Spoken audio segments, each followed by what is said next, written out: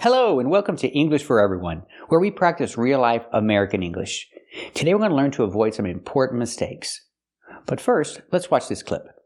I have searched the internet far and wide for the best English teachers so that they can also help to answer this question, how can I become a better English speaker? How can I speak English fluently? So today, drumroll, I would like to present to you 15 wonderful, incredible English teachers here on YouTube who will be helping to answer the question, how can I become a better English speaker? And what's more, I have a free PDF worksheet for you with all of these teachers' tips and ideas, plus a link to their channel so that you can continue to learn more with them. So today, with the best teachers on YouTube, you will learn how to avoid some common mistakes and speak English fluently. Let's get started.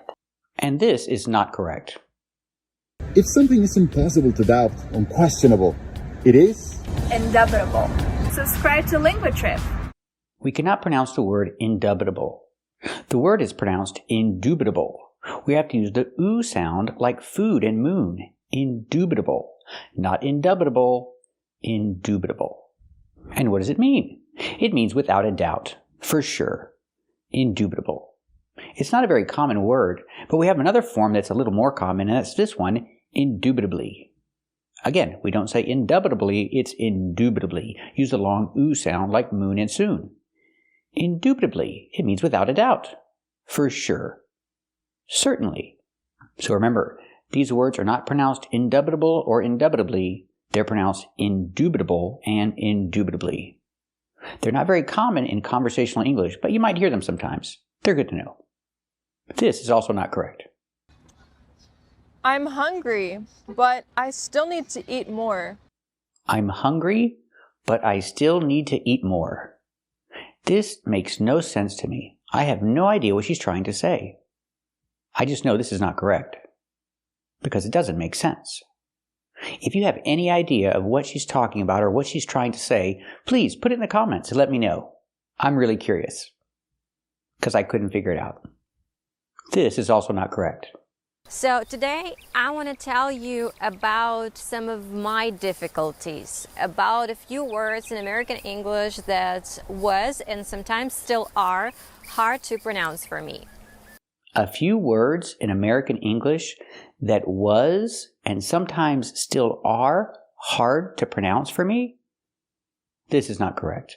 I cannot use was because you're talking about a few words. It's plural. We have to change was to were. So it's correct to say a few words in American English that were and sometimes still are hard to pronounce for me. Or even better, hard for me to pronounce. But was is the real problem. We need to use were. Remember, was is singular and were is for plural. This is also not correct. Because I hope that you understand that you wouldn't be able to speak accurately if you don't practice and just listen. You wouldn't be able to speak accurately if you don't practice? First, pronunciation. It's not accurately. It's accurate. Accurately. We cannot use the long A and say accurately. We have to use the short sound, accurate, accurately. And keep watching until the very end to practice with these difficult words. So again, it's accurate and accurately. Not accurate and accurately. It's a short sound. Accurate and accurately. Let's hear that again. Because I hope that you understand that you wouldn't be able to speak accurately if you don't practice and just listen. So again, you wouldn't be able to speak accurately if you don't practice.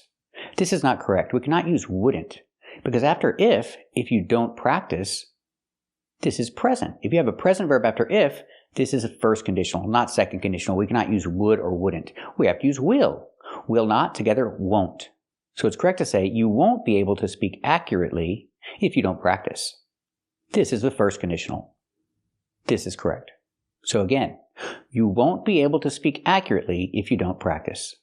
Let's practice. Will you be able to speak accurately if you don't practice?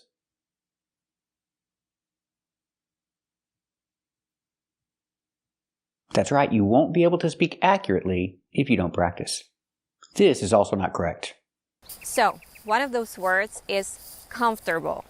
I feel myself very comfortable in this sweatsuit. I said because I want to feel myself comfortable during traveling in an English-speaking country. I feel myself comfortable? I want to feel myself comfortable? We don't say this. We cannot say feel myself comfortable. We just say feel comfortable. We cannot use myself, yourself, himself, herself, not with feel. It doesn't work. Example, he feels comfortable in the chair. I cannot say he feels himself comfortable in the chair. No himself, just he feels comfortable in the chair. Let's practice. Does he feel comfortable in the chair? That's right, he feels comfortable in the chair. Remember, pronunciation, not comfortable, but comfortable. This word has two pronunciations. You can say comfortable, comfortable, but the most common pronunciation in America is comfortable. Comfortable. That's the way we say it. This is also not correct. As you can see, that it spells not like it pronounces, just like many other words in English. It spells not like it pronounces? We cannot say it like this. We have to use passive voice. So if I change it to passive voice, it's spelled not like it's pronounced. We can't say this either. We cannot put not after the action. We have to put it before. Example, it's not spelled. I can't say it's spelled not. I have to put it before. It's not spelled like it's pronounced. Again, it's not spelled. It is, together, it's. It's not spelled like it's pronounced. We have to use passive voice in this case. Example, this word. This word is pronounced Wednesday. And it is not spelled like it's pronounced. We don't say Wednesday. That's what it looks like. That's how it's spelled, but it's not pronounced the same way. So this word is not spelled like it's pronounced. Let's practice. Is this word spelled like it's pronounced?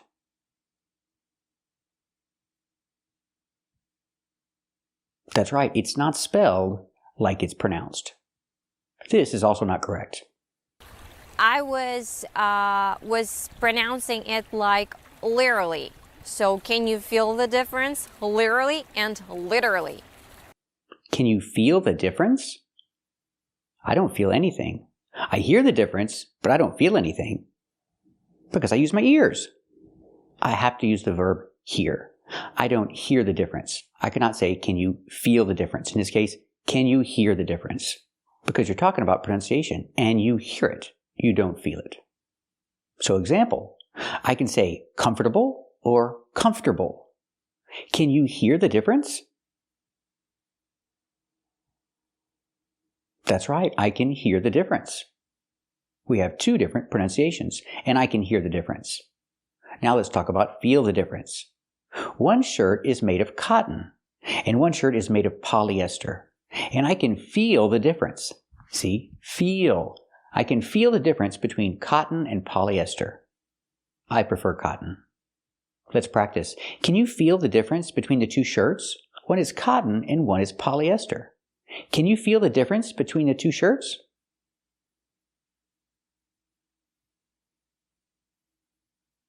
That's right, I can feel the difference between the two shirts.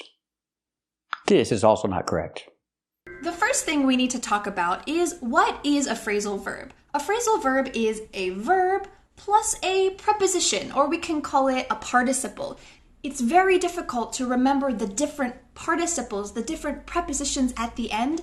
So I recommend instead the opposite. My first recommendation is to have the same participle but a different verb. If you remember, the technique that we talked about last time was to use a phrasal verb that has the same participle. Look up, keep up, make up. When you talk about phrasal verbs, we cannot say phrasal verbs are made up of verbs and participles. There's no participle in a phrasal verb. You can say it's a particle, but not a participle. A participle is something different. This is a participle. Example, has he eaten yet? Yes, he's already eaten. Eaten is a past participle. It has nothing to do with phrasal verbs. Or if I use passive voice, I can say all the food was eaten. Again, eaten is a participle. It's a past participle.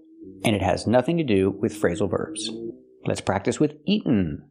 Pronunciation. In America, you can say eaten, but normally we don't. We say eaten. Make the stop T and go to the end directly. Eaten. Eaten. That's a past participle. Let's practice. Has he eaten yet? That's right, he's already eaten. So what about the food? Was all the food eaten? That's right, all the food was eaten. There's no more food. It's all gone. This is also not correct. I cannot say on the expense of another human being. I have to use a different preposition. I have to use the preposition at. At the expense of another human being is correct. Let's hear some examples of at the expense. It's an important part of my family's legacy, but not at the expense of people's lives. When we put resorts near small towns, they do fine on paper, but it's usually at the expense of the businesses that already exist. Of course I am, but not at the expense of people's lives. First at the expense of the Hawaiians and now the Chinese. I'm not against technology, Doctor. I'm against the men who deify it at the expense of human truth. And at the expense of the company, enriched himself. Not at the expense of protecting the homeland you can't. Wait a minute, why is it a good thing? So remember, we cannot say on the expense of another human being. We have to say at the expense of another human being. Remember, use the preposition at. This is also not correct. I cannot say, OMG, this is so a free content platform, not a school. Talking about YouTube. I cannot use so. Why not? Because I have a noun. I have a noun after. So I cannot use so, I have to use such. It's correct to say this is such a free content platform, not a school. I have to use such because I have platform. That's the noun. If you have a noun after, you cannot use so. You have to use such. Let's hear some examples with such a. So Eric's not such a nice guy after all. And he is such a nice guy. He was pissed that there were 7 of us living in such a tiny house. Dana, I don't think that's such a good idea. I'm in such a good mood, I don't think even he could ruin it. I don't think that's such a good idea. You're such a nice guy, Jay Leno. You know, for being such a free spirit, you were surprisingly uptight. Example, I can say the weather is so nice. Because I have an adjective nice. The weather is so nice. I don't have a noun after. I have only an adjective. So it's correct to say the weather is so nice. But what if I say it's so nice weather? I cannot say this. I have to say it's such nice weather. Because weather is a noun and it's after. If you have a noun after, you have to use such. It's such nice weather. And what if I say day? I cannot say it's so a nice day. I have to say such. It's such a nice day. And now we see the article a. It's such a nice day. Because day is a countable noun, I have to use the article a. It's such a nice day. But when I say weather, weather's not countable, so there's no article. It's such nice weather. So I can say, the weather is so nice. I can say it's such nice weather. And I can say it's such a nice day. Let's practice. How's the weather? Is it so nice? That's right, the weather is so nice. Is it such nice weather? That's right, it's such nice weather. Is it such a nice day? That's right, it's such a nice day. So remember, it's not correct to say this is so a free content platform, not a school. We have to say this is such. This is such a free content platform, not a school. Don't say this. Memorizing words separately is worthless, to my opinion. Yeah, burn. It's like a little negative, to my opinion. A little harsh. That's right. Don't say to my opinion. Say in my opinion. In my opinion is correct and sounds good and sounds natural. To my opinion sounds wrong and strange and weird. You might find some examples of to my opinion on the internet, But it doesn't sound like correct English. It sounds wrong. It sounds strange. So if you want to sound correct and natural, say in my opinion. And if you want to sound wrong and strange, say to my opinion. The choice is yours. Let's hear some examples. In my opinion, it took much longer. 9, 10 minutes. In my opinion, you're lucky to be sitting here today. Look, in my opinion, it can't be done. Doctor, in your opinion, can our son lead a normal life? What, in your opinion, is the actual problem? In his opinion, that was those who had different colored skin, or religious, or were handicapped. So remember, don't say to my opinion, say in my opinion. One of our viewers sent us a message asking about this difficult structure. They asked if the structure in this clip was correct. Let's listen to the clip. Because then it's going to prevent from her to feel free when she's working on a role. We cannot say it's going to prevent from her to feel free. We have to use a different structure. We say it's going to prevent her from feeling free. After prevent, we need to have an object. It's going to prevent her. Her is the object. Then we need a preposition from. It's going to prevent her from feeling free. After the preposition from, we have to use a gerund. That's a verb with ing used as an object. Feeling is the gerund.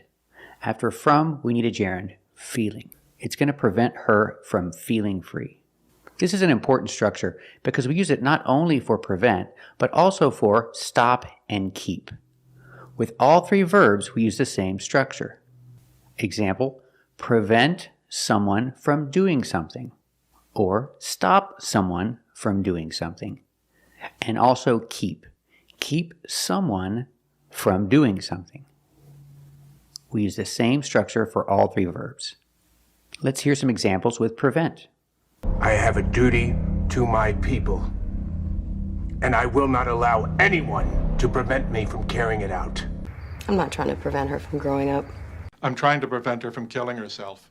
Our whole system's designed to prevent them from making contact. What you're saying, Kevin, and correct me if I'm wrong, is that there's nothing to prevent her from playing, officially, right? Well, yeah. Yeah. This may prevent me from being your maid of honor on Sunday. We should probably prevent her from doing that. Make sure to check out this playlist because I have saved a lot of videos there where I teach you the American accent in English. This is also not correct. Don't use hard, use tough. We don't say hard. The word is pronounced hard. It's an open sound, R, connected to the R, like when you say car and far. Hard. Also, another great example here is with the word maths. This is also not correct. In America, we never say maths. Maybe in England they do, but not in America. Math is always in a singular form, math. And you use the action is. Math is not my favorite subject. Let's practice. Is math your favorite subject? Very good. This is not correct. Guys, you have to stop repeating these words in English. Please, don't use very. Use pretty. It's pretty cold outside today. Don't stop using very. Very is a very good word. And very is not the same as pretty. Very is more similar to really and so. They give like 100% emphasis. Very nice, really nice, so nice. If I say pretty, it's less emphasis than very. Pretty is like 75% emphasis. It's pretty good. It's not great, but it's pretty good. Pretty is the same as quite and rather. It's quite good. It's pretty good. It's rather good. These all give 75% emphasis. Less than very, less than really, less than so. Example. Did you like the movie you saw last night? Yeah, it was pretty good. Not great, just pretty good. And 50% in the middle, that's kind of and sort of. Remember the T in sort of is pronounced with a fast D. Sorta, sort of, sort of. This is also not correct. This bag was very expensive. No, this bag was a ripoff. If something is very expensive, say it's very expensive. Don't say it's a ripoff. They're different. A rip-off is when you pay too much. What you pay is more than the value of what you buy. It's a horrible deal. It's a bad deal. It's a rip-off. It's like they're cheating you. Not the same as very expensive. Very expensive just means the price is high. Example, this microphone is very expensive, but I wouldn't say it's a rip-off because it's a good microphone. Because it's a good microphone, is good quality, it's not a rip-off, it's just very expensive. You know what they say, you get what you pay for. Today we're going to learn how to pronounce this word correctly. Let's get started. This is not correct. Okay, advanced English learners, let's check how advanced you actually are. Let's go. This job doesn't offer much opportunity to exercise my creativity. It's not correct to say exercise. It's pronounced exercise. Use the long I, exercise. It can be a noun or a verb. For example, it's a good exercise, or I like exercising. Let's practice. What do you think? Do you think it's a good exercise? Do you like exercising? Good job.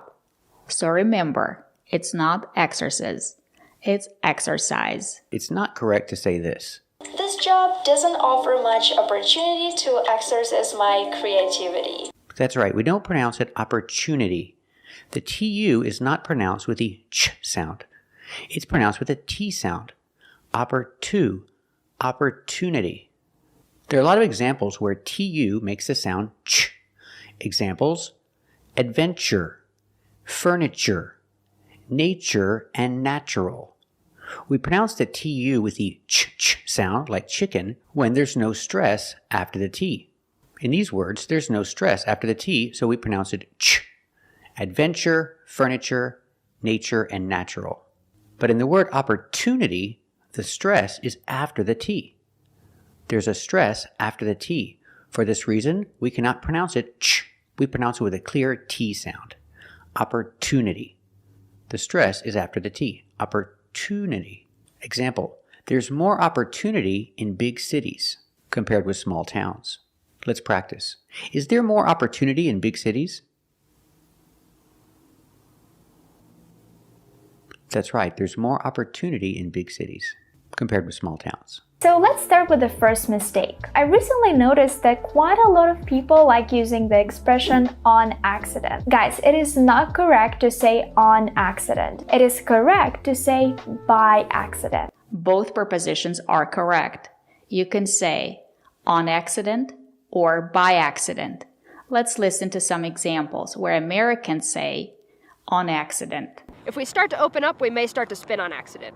And then I think I've FaceTimed Jen Aniston on accident too. This mystery began on accident. You will burn yourself on accident. This is also not correct. Mistake number 8 is the expression to wait on somebody. So I feel like it's again because of the translation from your native language. A lot of people, instead of saying wait for somebody, right? People might want to say wait on somebody. I'm waiting on my sister. It's not correct, guys. The preposition here is only for. Both prepositions are correct. You can say wait for someone or wait on someone. Both prepositions are correct. Let's listen to some examples. Really? Really? It's all right, I can wait on you.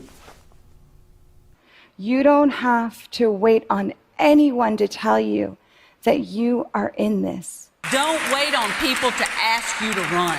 This is also not correct. For example, we have a word politics, and it also ends on S. Even though it ends on an S, it's actually a singular noun, right? Because of the meaning. That's why, for example, if a person were to say, I don't think politics are important, that would be wrong. The correct way would be to say, I don't think the politics is important. First, let's talk about the pronunciation. It's not correct to say politics. There is a stress after the letter T. We pronounce the letter T as T. Politics. Politics, not politics. And now let's talk about the grammar. Politics is a special word. You can say politics is or politics are. Both are correct. Let's listen to some examples. Politics are important.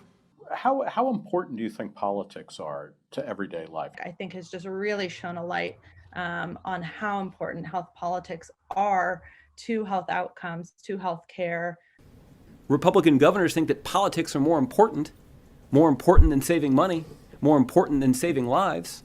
This is also not correct. So in a lot of airports, sometimes you can see a sign like restroom or bathroom. Restroom is a British word, just for you to know. Bathroom is a more American word. Restroom is not a British word.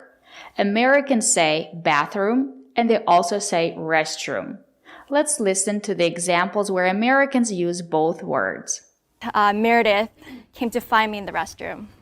In late December, I was going into the restroom and I slipped on water. So the younger girl got up to go to the restroom. She put a sticky in the restroom and said, "Do you need help?" The number of students who said, "I always use a phone when I go to the restroom," 30%. 30% of students cannot use the bathroom without a phone in their hand. This is not correct. Life belt, lifesaver, or life buoy. The word is not pronounced buoy. It's pronounced buoy. Life buoy. This is not normally called a life buoy. The word exists, but it's more commonly called a life preserver. This is a life preserver. So what is a buoy? This is a buoy. Pronunciation, buoy, buoy. Make the long oo like food and moon, boo, and then have the long e like green beans, e. Together we link the sounds with the w sound. Boo, buoy, buoy. This is a buoy. And this is most commonly called a life preserver. Let's practice. What is this? Is this a buoy? That's right, this is a buoy. And what is this? Is this a life preserver? That's right, this is a life preserver. Also, don't say this. They usually have elasticated quarters which offer a secure fit. Don't use the word elasticated. Not in American English. We don't say elasticated. We say elastic. Example, if you describe fitted sheets, you can say they're elastic because they have elastic inside them. We use elastic as the adjective too. We don't say elasticated. Or if I describe these shorts, I can say they have an elastic waistband. I don't say they have an elasticated waistband. I say they have an elastic waistband because there's elastic inside. The shorts have an elastic waistband. Let's practice. Do the shorts have an elastic waistband?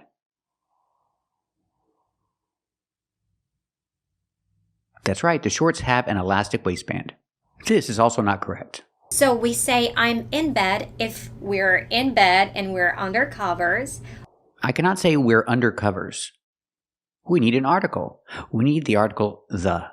It's correct to say we're under the covers. We have to use the in this sentence. We're under the covers. Or I can say they. They're under the covers. Let's practice. Are they under the covers? That's right, they're in bed and they're under the covers.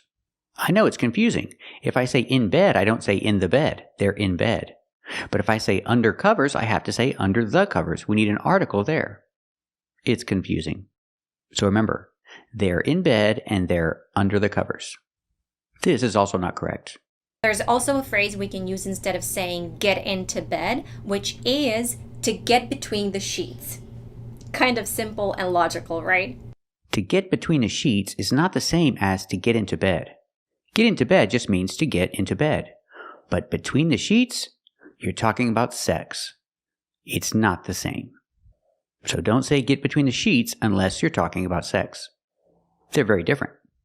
So say get in bed or get into bed, but don't say get between the sheets because that's different. And we're not going to practice with that one. This is also not correct. And I usually never sleep in, and I don't even remember ever oversleeping anything. I cannot say I don't remember oversleeping anything. When I'm using the verb oversleep and I talk about an object, I have to use a preposition. I have to use for. You oversleep for something. That means you sleep late and you miss the thing. So it's correct to say I don't remember oversleeping for anything. This is also not correct. If you got so good night's sleep that you look refreshed and attractive in the morning. I cannot say if you got so good night's sleep. We cannot use so in this case. Why not? Because when you say good night's sleep, we need an article, a good night's sleep. We have a noun. In this case, sleep is a noun.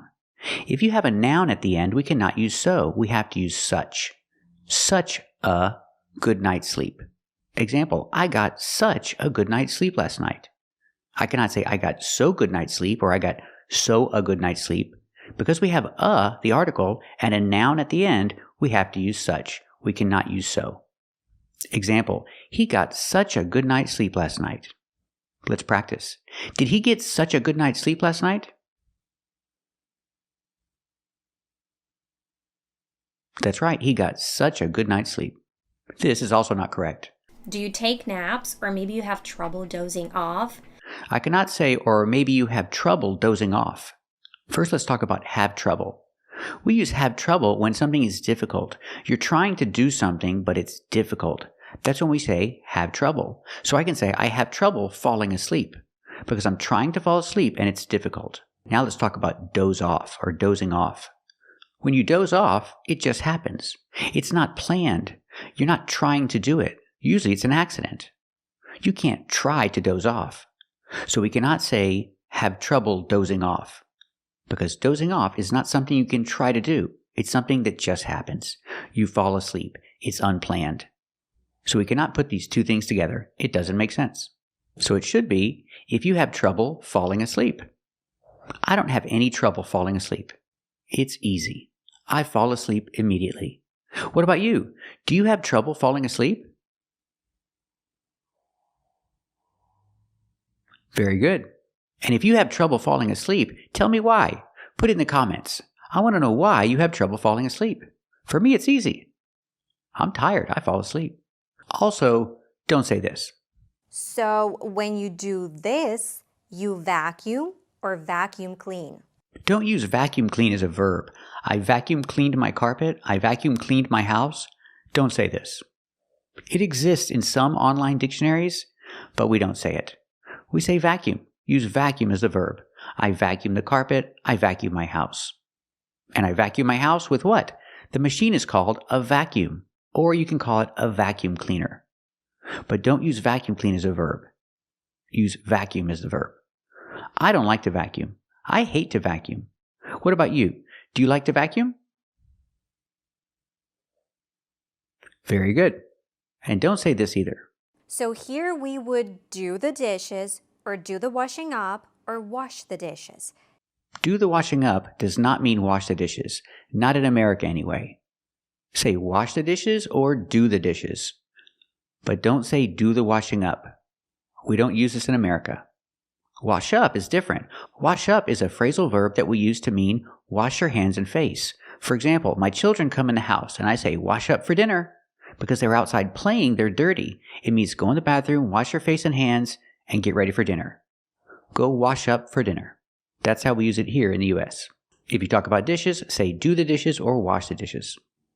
And I don't like to wash the dishes, so I tell my kids to wash the dishes. What about you? Do you have to wash the dishes?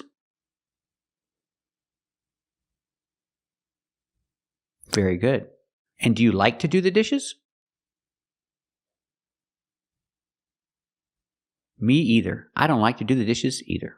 This is also not correct. Which means to exchange old and burnt out light bulbs with new ones. I cannot say exchange the old light bulbs. We don't use the verb exchange in this case. Exchange is a verb we use when I give you something and you give me something in return. This is a different idea. So you can say replace the light bulbs or change the light bulbs, but not exchange. We also have a phrasal verb, change out. You can change out the light bulbs. That means to replace the old ones with new ones. And when do you have to do this? You have to do this when a light bulb burns out. Another phrasal verb. When the light bulb stops working, we say the light bulb burns out. And then you have to change out the light bulb. Let's practice. What do you do when the light bulb burns out? Do you have to change out the light bulb?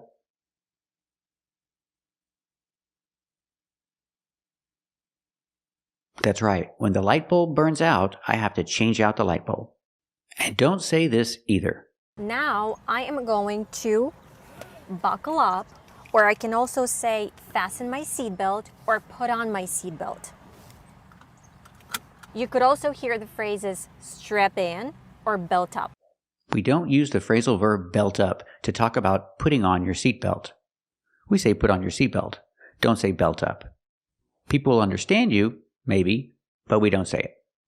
Example, as soon as I get in my car, I put on the seatbelt. What about you? Do you put on the seatbelt as soon as you get in your car?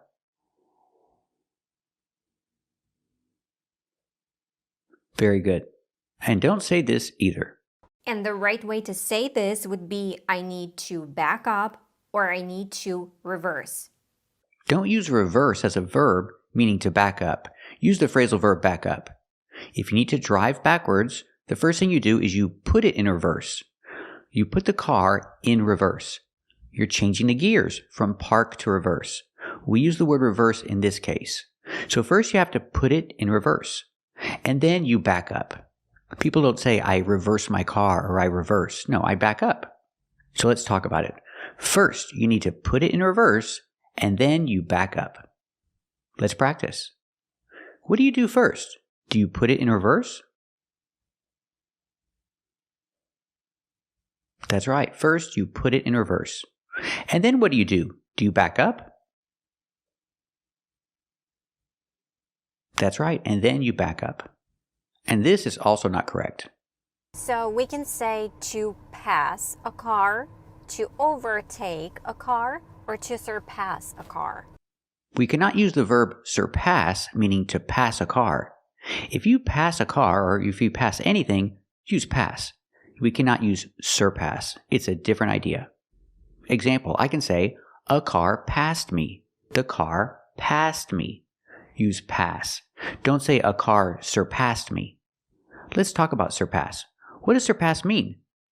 It means to be higher or greater in number. So for example, there's salesmen and they're looking at their sales numbers. I can say this year's sales numbers surpassed last year's sales numbers, meaning this year's sales were higher than last year's.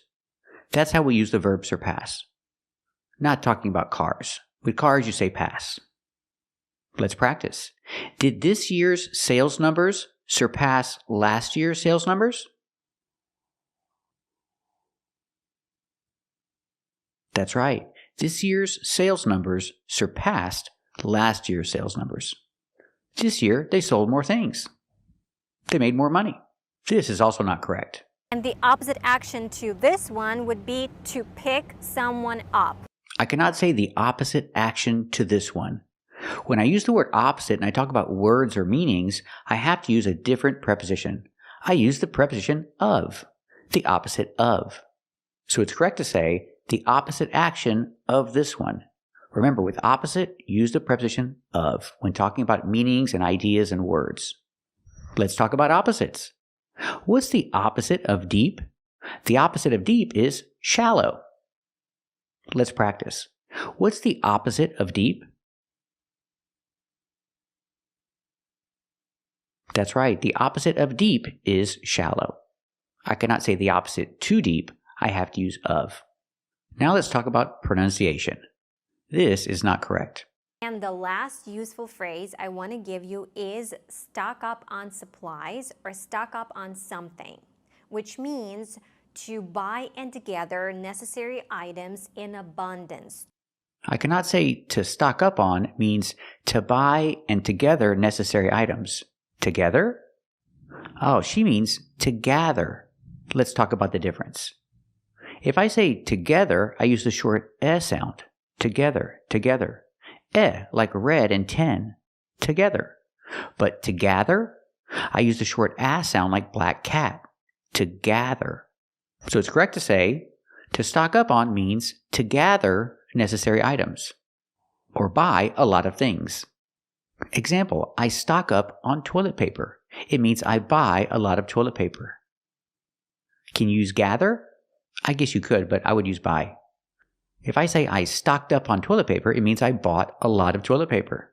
Example, he stocked up on toilet paper. He bought a lot of it. Let's practice. Did he stock up on toilet paper?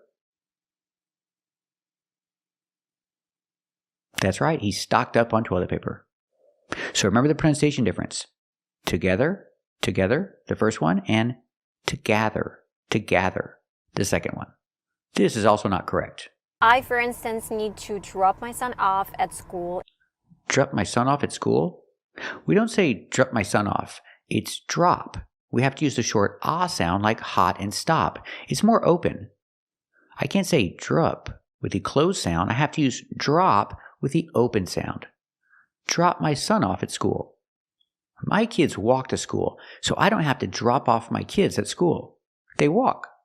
What about you? Do you have to drop off your kids at school? Very good. This is also not correct. And right now we're filling up our gas tank. I cannot say we're filling up our gas tank. Our gas tank? I think of this word, guess. It has the short S sound like bed and red. Guess. But she means gas. The sound is different. We use the ah sound like black cat. It's more open. The tongue is down in the front and up in the back. Gas tank. Not guest tank, but gas tank. They're very similar, but they're different. And it's important to know the difference, because the first word is guess and the second word is gas. They're different words. This is also not correct.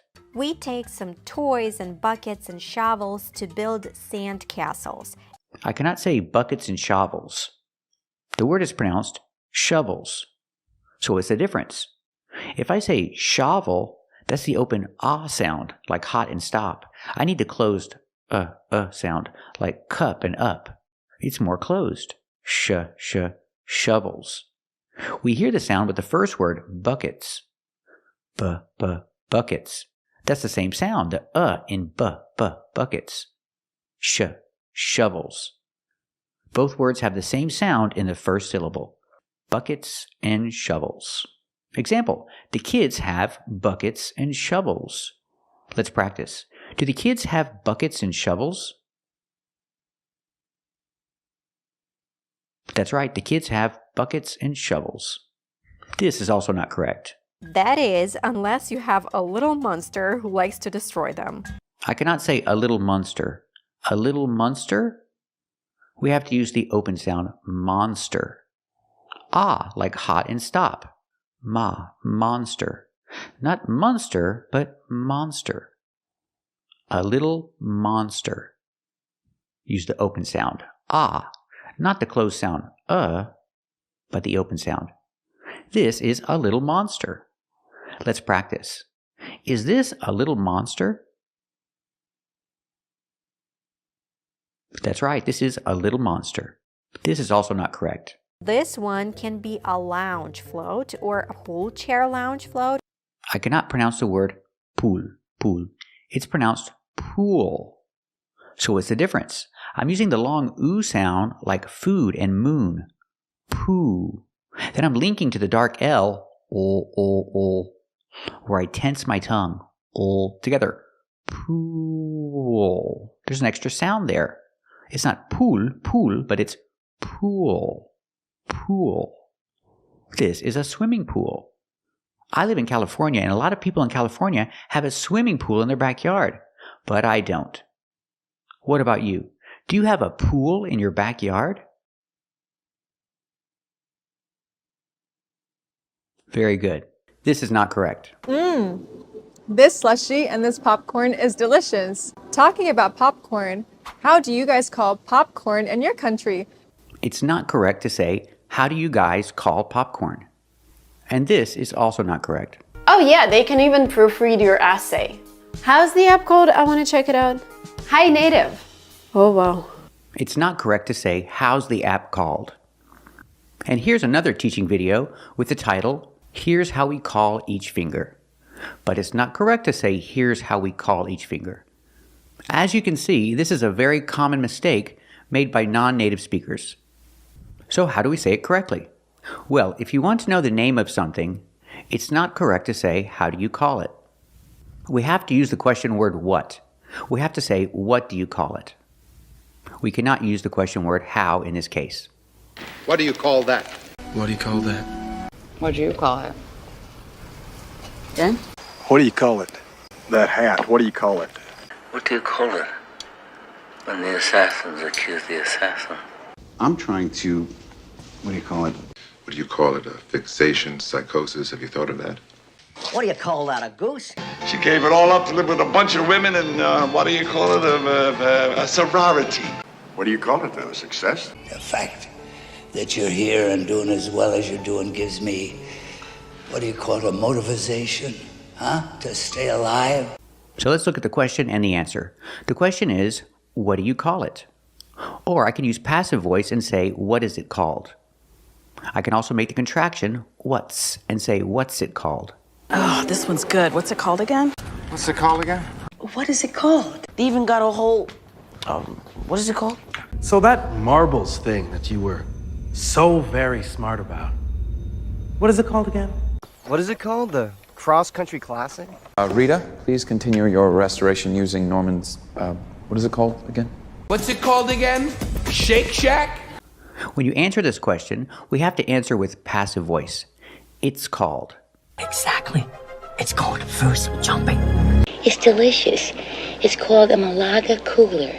It's called a gravity drive. It's called the knockout mechanism.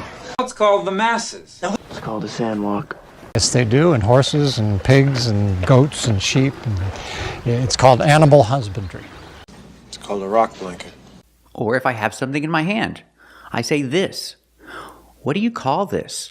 Or I could use passive voice and say, what is this called? And the answer, it's called a plush toy. This is called a plush toy. Let's practice. What do you call this? That's right. This is called a plush toy. Now let's practice the question. Ask me the question.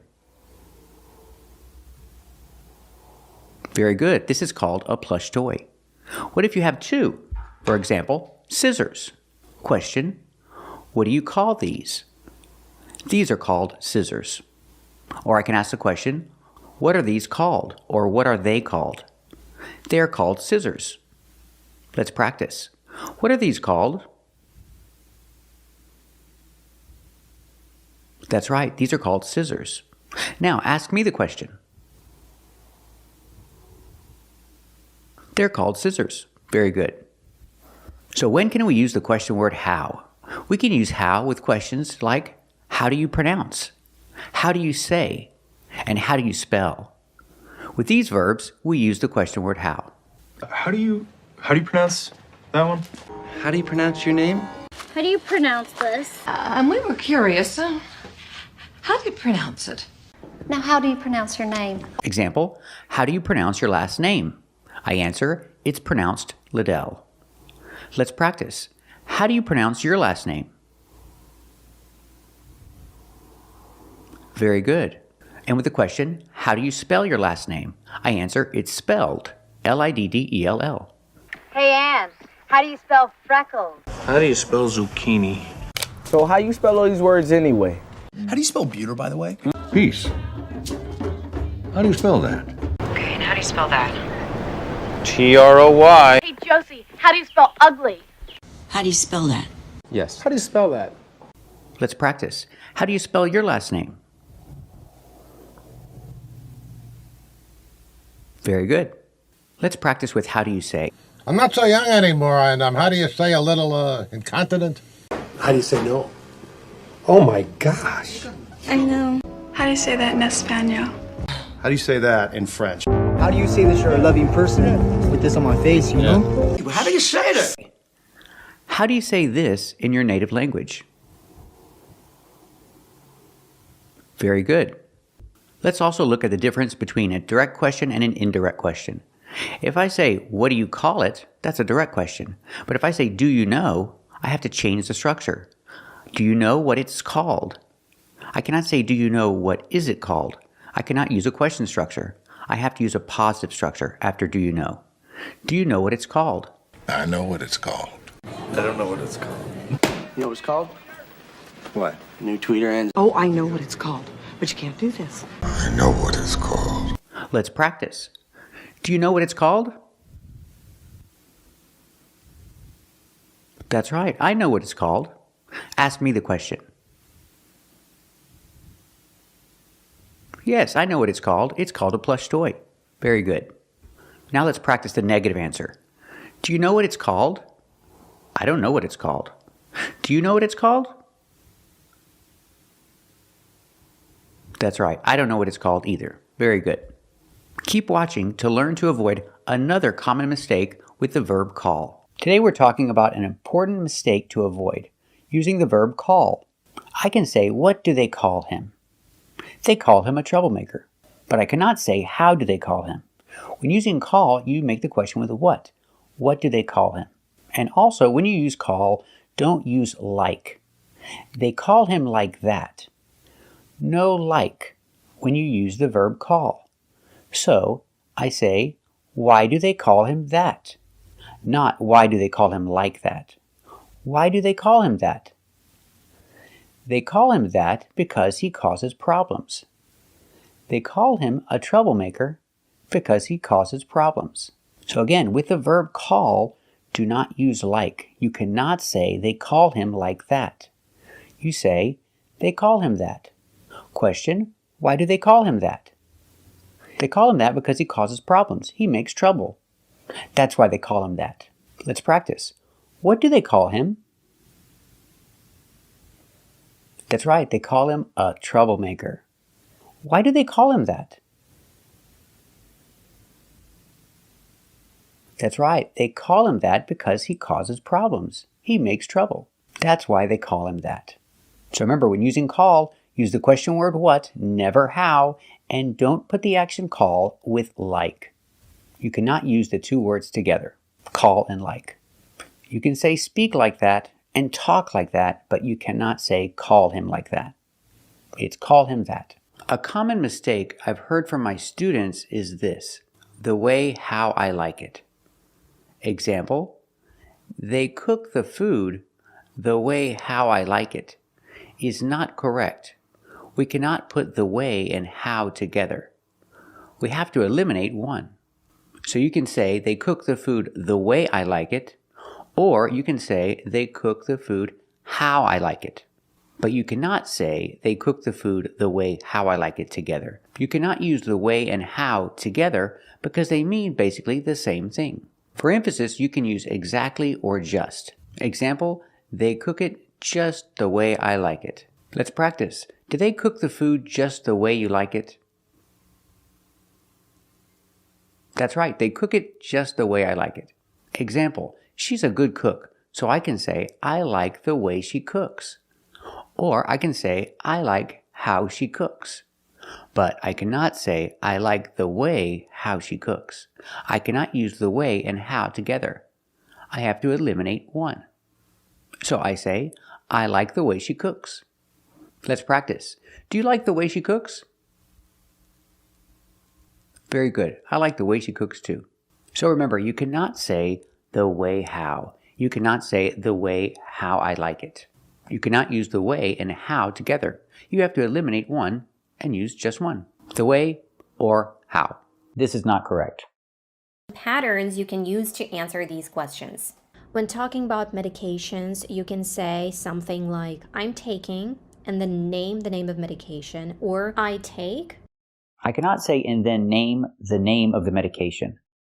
I cannot use the verb name with the noun name together in the same sentence. So what do we say? We have two options. You can say and then name the medication using the verb name and then name the medication. Or I can use the verb give and then give the name of the medication.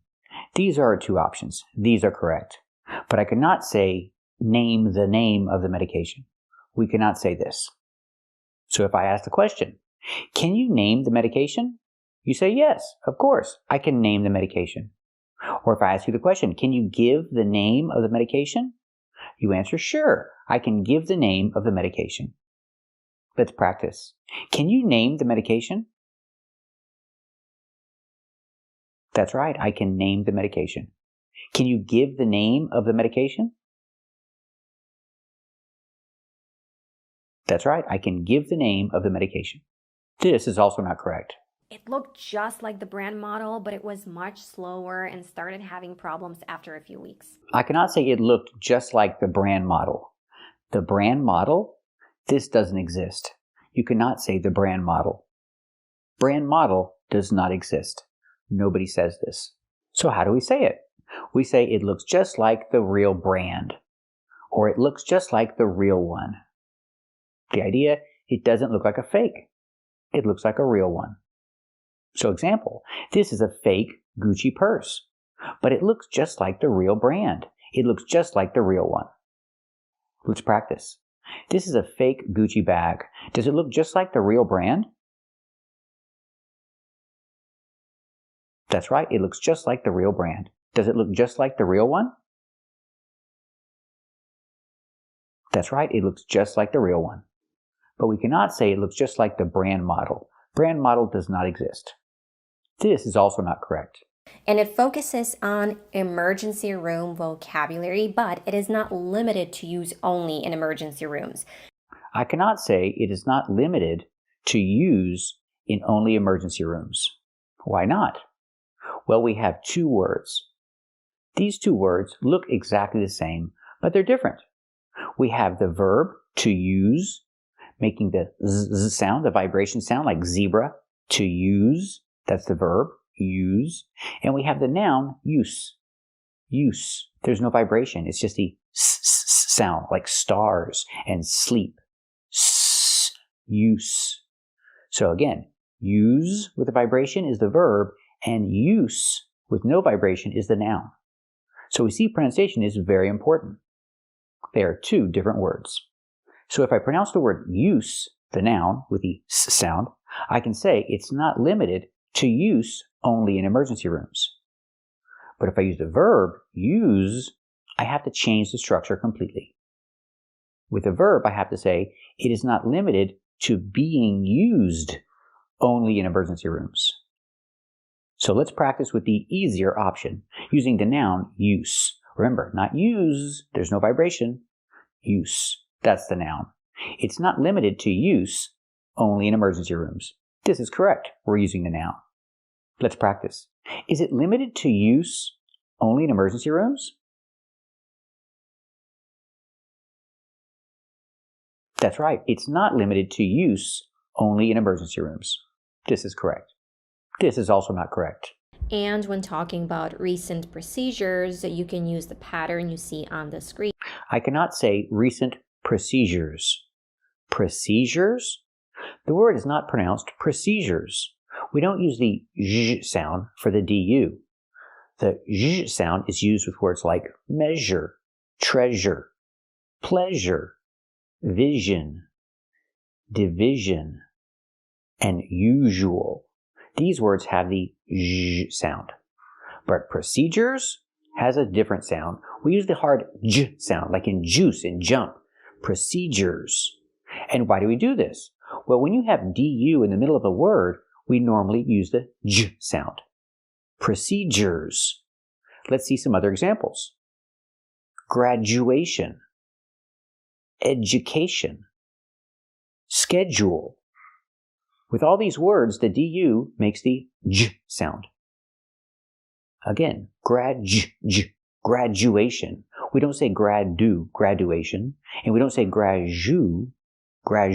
No, we say make that hard sound. Graduation. Education. Not education, but education. And schedule. Not schedule, but schedule. So again, the word is procedures, not procedures, and not procedures, it's procedures. Procedures. Example, the nurse is following the procedure. She's following the correct procedure. Let's practice. Is the nurse following the correct procedure? That's right, the nurse is following the correct procedure. This is also not correct. One important note before we start. I cannot say one important note. The word is not pronounced important. It's pronounced important. important. Not are like car and far, important, but or like store and more. Or important. Let's talk about the third syllable. It sounds like important, important, but there's a stop T at the end. Important. Make that stop T sound, put your tongue up. Important. It's not just the N. Important, important. It's important. The tongue goes up and makes a stop T at the end. Important. One important note. Let's talk about the most important thing. The most important thing on your car is the engine, I think. What about you? What's the most important thing on your car?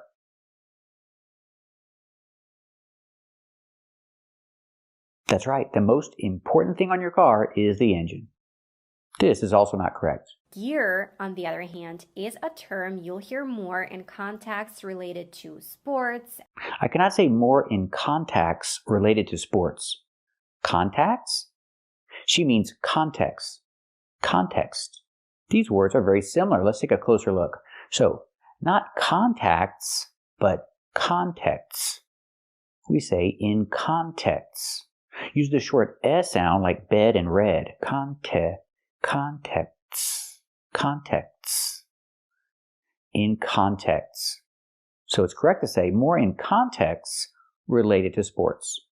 Not contacts, but contexts. They're different. Example. He wears contacts. Or you can say contact lenses. So you can say he wears contact lenses or he wears contacts. Let's practice with contacts. Does he wear contacts? That's right, he wears contacts. He doesn't like to wear glasses. He wears contacts. Example. You need to learn vocabulary in proper context. You can't just open the dictionary and learn vocabulary. No, you need to learn vocabulary in proper context. Let's practice. Do you need to learn vocabulary in proper context?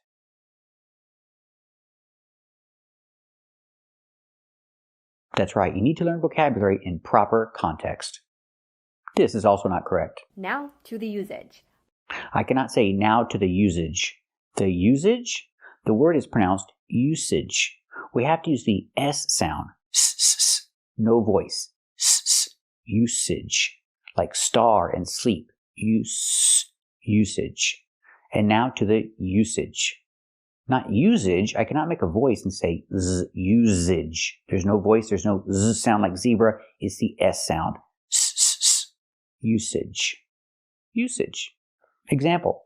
There are many things to work on when you want to improve your English, and one of them is proper word usage. We need to learn proper word usage. When to use the right word in the right situation. So let's practice. Is it important to learn proper word usage?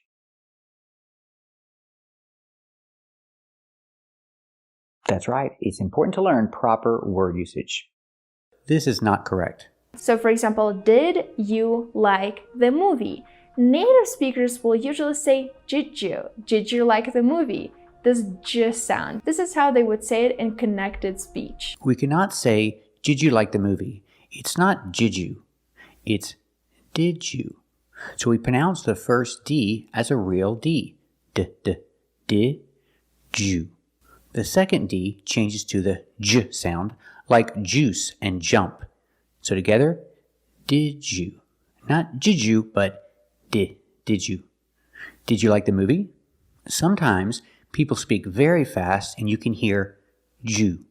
Did you like the movie? Did you like the movie? Sometimes when people speak very fast, they pronounce it like that. But the best way is did you. Did you. Link the sounds. Did you like the movie? What'd you say? Why did you text me then? Why did you text Renee?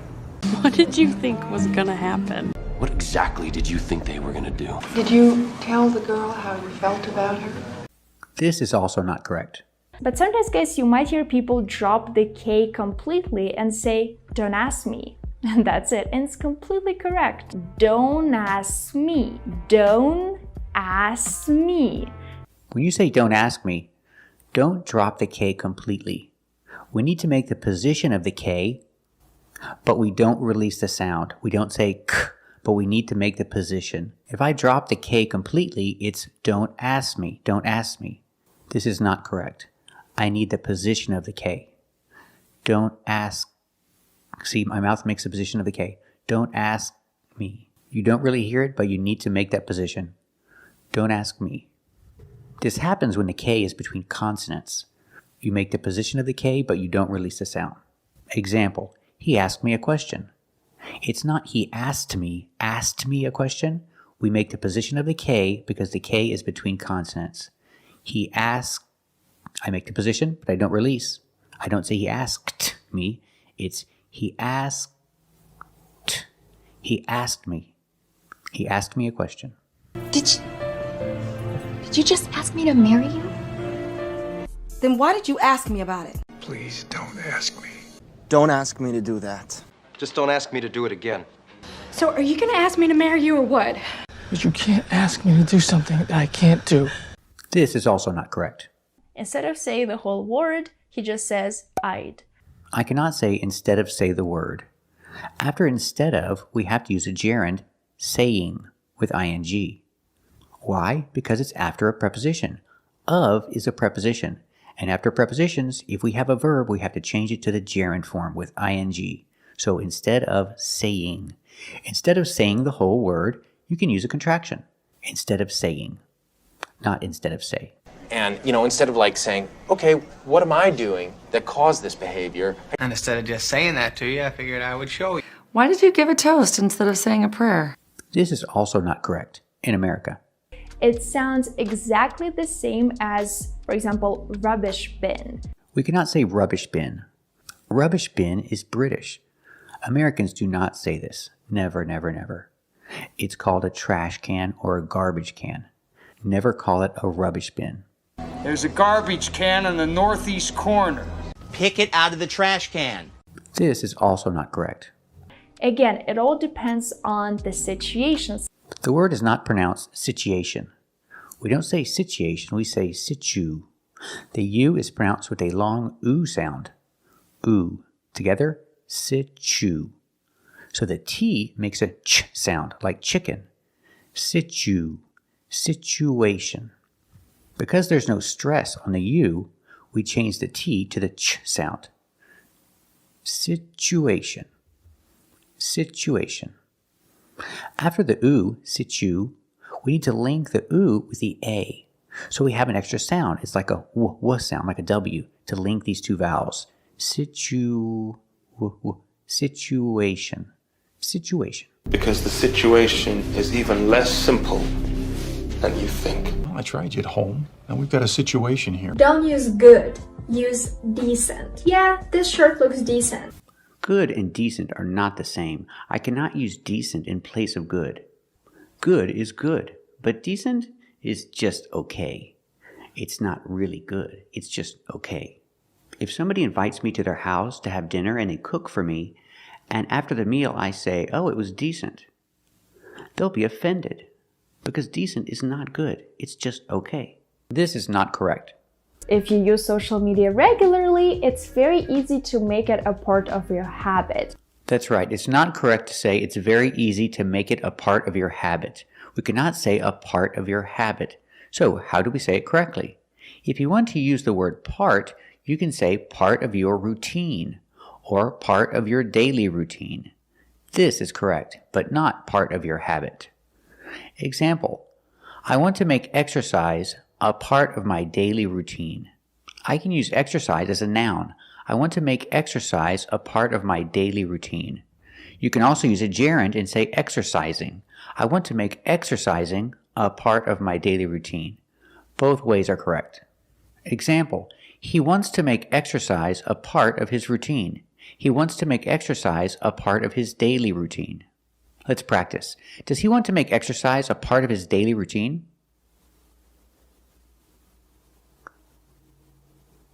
That's right. He wants to make exercise a part of his daily routine. What about you? Is exercise a part of your daily routine? Very good. Exercise is a part of my daily routine. Not really. So can I use habit in this situation? Yes, but I cannot say make it a part of your habit. You can say, make it a habit. Make it a habit, but no part. So example, the employee comes to work late and the boss is angry. The boss is not happy. The employee apologizes. He says he's sorry, and the boss says, don't make it a habit. Like don't do it again, over and over again. Don't make it a habit. So the boss told him not to make it a habit. If I explain when someone says don't make it a habit, I explain with not to. The boss told him not to make it a habit. Let's practice. He was late for work. What did his boss tell him? That's right. His boss told him not to make it a habit. So remember the two forms that are correct. If you say make it a part, you have to say routine. Make it a part of your routine. Or even better, make it a part of your daily routine. If you use habit, you cannot say part. You say make it a habit. Make it a habit. First, this is not correct. But because today is 20 degrees Fahrenheit, the snow is sticking to the ground. I cannot say today is 20 degrees Fahrenheit.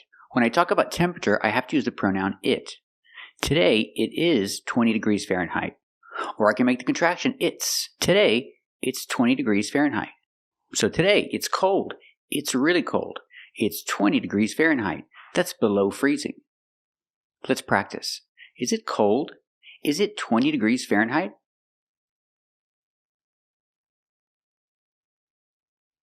That's right, it's 20 degrees Fahrenheit. Is that below freezing? That's right, that's below freezing. This is also not correct. Therefore, it's very hard to tell what is the sidewalk versus what is the ground. We don't say it's hard to tell what is the sidewalk versus what is the ground. What is the sidewalk is a direct question. We can't use a direct question here. We use whether. It's hard to tell whether it's the ground or the sidewalk. So you see the snow on the ground, and it's hard to tell whether it's the sidewalk or it's the ground. Let's practice. Is it hard to tell whether it's the sidewalk or the ground?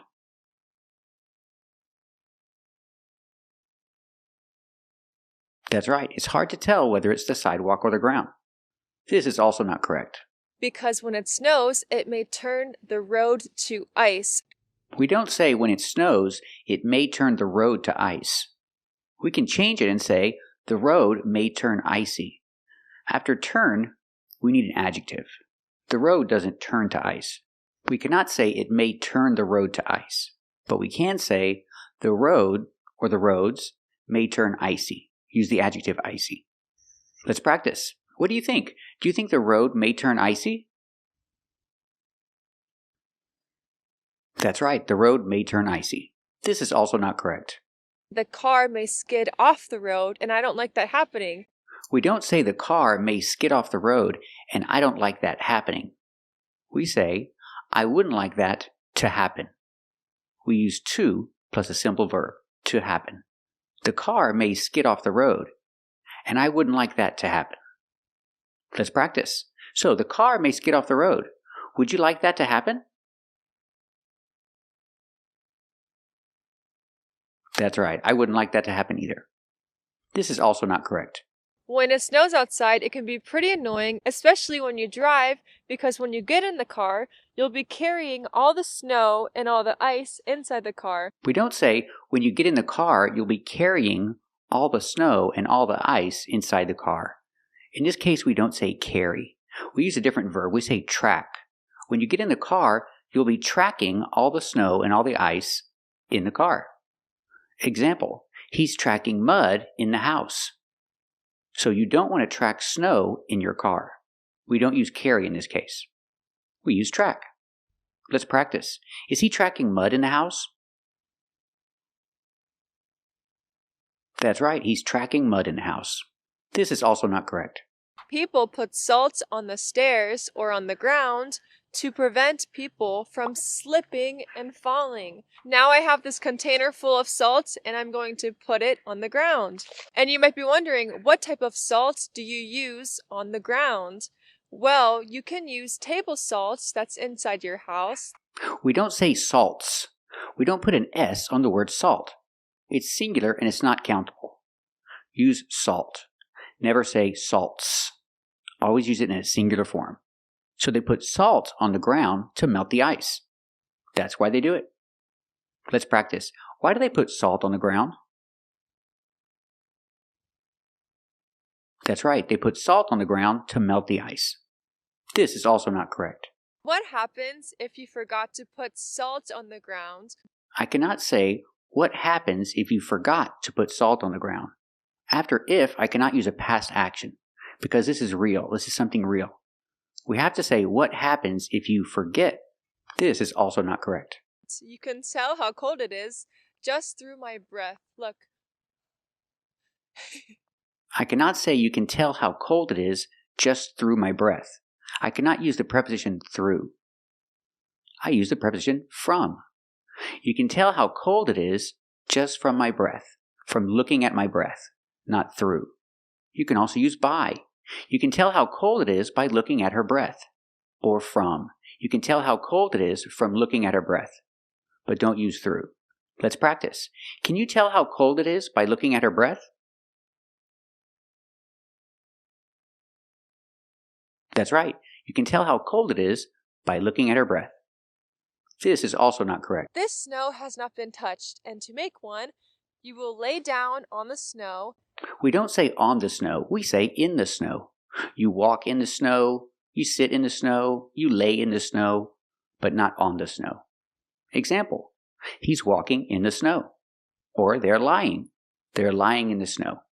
Let's practice. Is he walking in the snow? That's right, he's walking in the snow, not on the snow. Are they laying in the snow?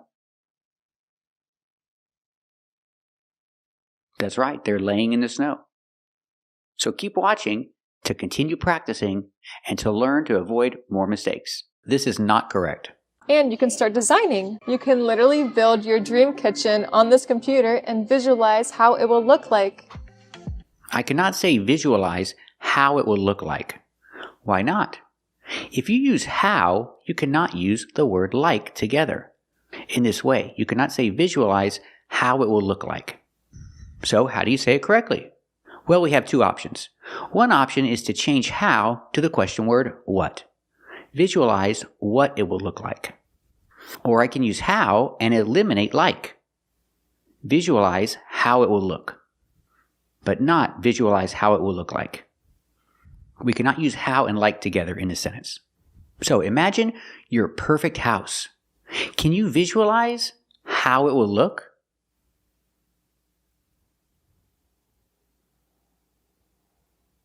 Me too. I can visualize how it will look.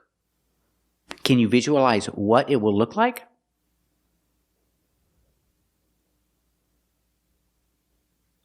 Me too. I can visualize what it will look like. So remember, don't use how with like together. Example, we can't say how is it like. We say what is it like. We cannot say how does it look like or how does it sound like. It's just how does it look or how does it sound. Or you can change to what and say what does it look like or what does it sound like. Just don't use how with like. Also, don't combine the way and how. You cannot say I like the way how it looks. Just say I like the way it looks. So keep watching to practice more so you can learn to avoid these common mistakes. This is not correct. Usamos above cuando no hay movimiento. Por ejemplo, I'm above the table. She's not above the table. Her feet are touching the table, so we cannot use above in this case. We use on. She's on the table. She's not above the table. We use above in different situations, not this one. Let's practice. Is she above the table or is she on the table? That's right, she's on the table. This is also not correct. Hola, soy Arianita. ¿Sabes cómo buscar trabajo en inglés? Acompáñame. Hi, are there any positions right now to work? Absolutely. You do not ask the question, are there any positions right now to work? Are there any positions to work? We do not ask the question like this. We say, are there any positions available right now? Again, are there any positions available right now? We don't use to work. we use available. And we put right now at the end of the question. Question: are there any positions available right now? And the answer is yes. There are some positions available right now. Let's practice. Are there any positions available right now? That's right, there are some positions available right now. Let's practice the question. Ask me the question. Yes, there are some positions available right now. Very good. This is also not correct. I cannot say, let me know down below what was your favorite part of the video. If I make this one long question, I have to switch was and use a positive structure. It's correct to say, let me know down below what your favorite part of the video was. We have to put was after the subject. If you put was before the subject, then it's a question. But this is not a question. We have to use a positive structure. Let me know down below what your favorite part of the video was. If I ask a direct question and I start the question with what, then I can use the question structure. What was your favorite part of the video? That's a direct question and that is correct. So let me know in the comments below what the favorite part of this video was. This is not correct. Next, I'm going to tap the beverages menu. And as you can see, you can order a lot of beverages or soft drinks. I cannot say beverages menu. In this case, the word beverage is an adjective, so it has to be in a singular form. Beverage menu. This is a beverage menu. It's a menu of different drinks. Beverage is an adjective, so it has to be in a singular form. Example, I want to look at the beverage menu. What about you? Do you want to look at the beverage menu? Another example, dessert menu. We cannot put S on it and say desserts menu because it's an adjective. You have to use the singular form dessert. The dessert menu or a dessert menu. A dessert menu is one in general, and the dessert menu is the specific one for that restaurant. So example, I can tell the waiter, I want to look at the dessert menu. Let's practice. Do you want to look at the dessert menu? That's right, I want to look at the dessert menu. Very good. This is also not correct. So let's go ahead and scroll down. They have Coke products, Sprite, Fanta. They have some iced root beer. Here at McDonald's, they have Coke products. They have Coke, Diet Coke, Sprite, Fanta, root beer. In America, we do not pronounce the word Fanta. It is pronounced Fana.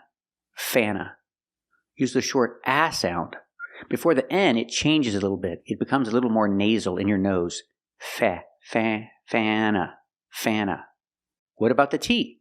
Well, when you have NT between vowels, you don't really hear the T. Like 20 and center. And this word too. It's more common to hear Fana than Fanta. Both are correct, but usually we don't pronounce the T. Fana. And we never say Fanta. Never. I don't like orange Fana. I think it's too sweet. It has too much sugar. What about you? Do you like orange Fana?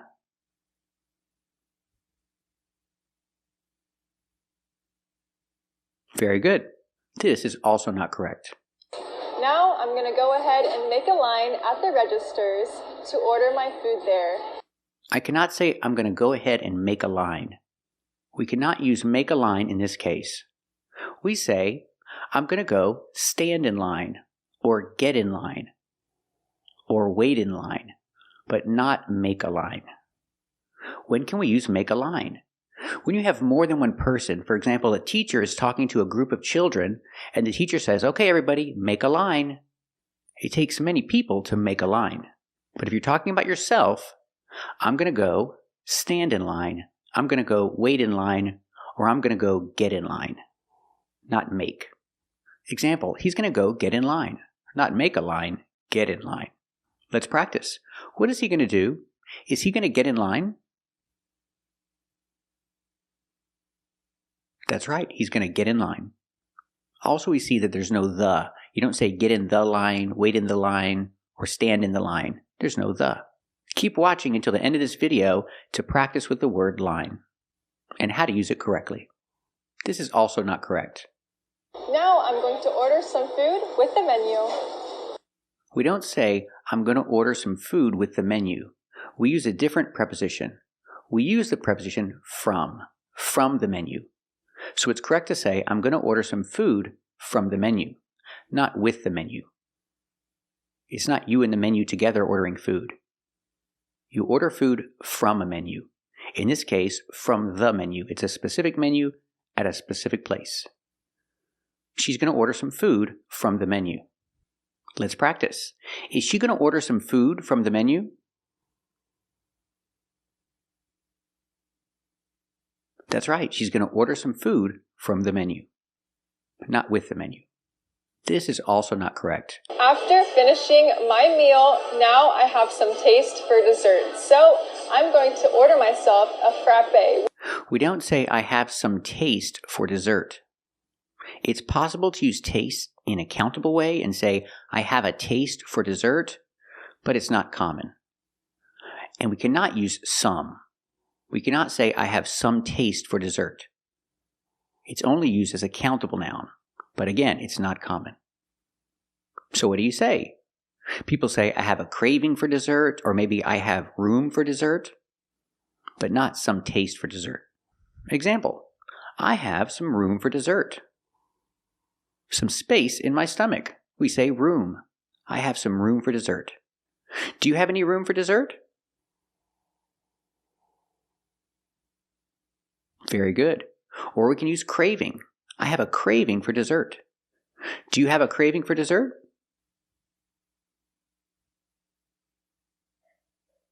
Very good.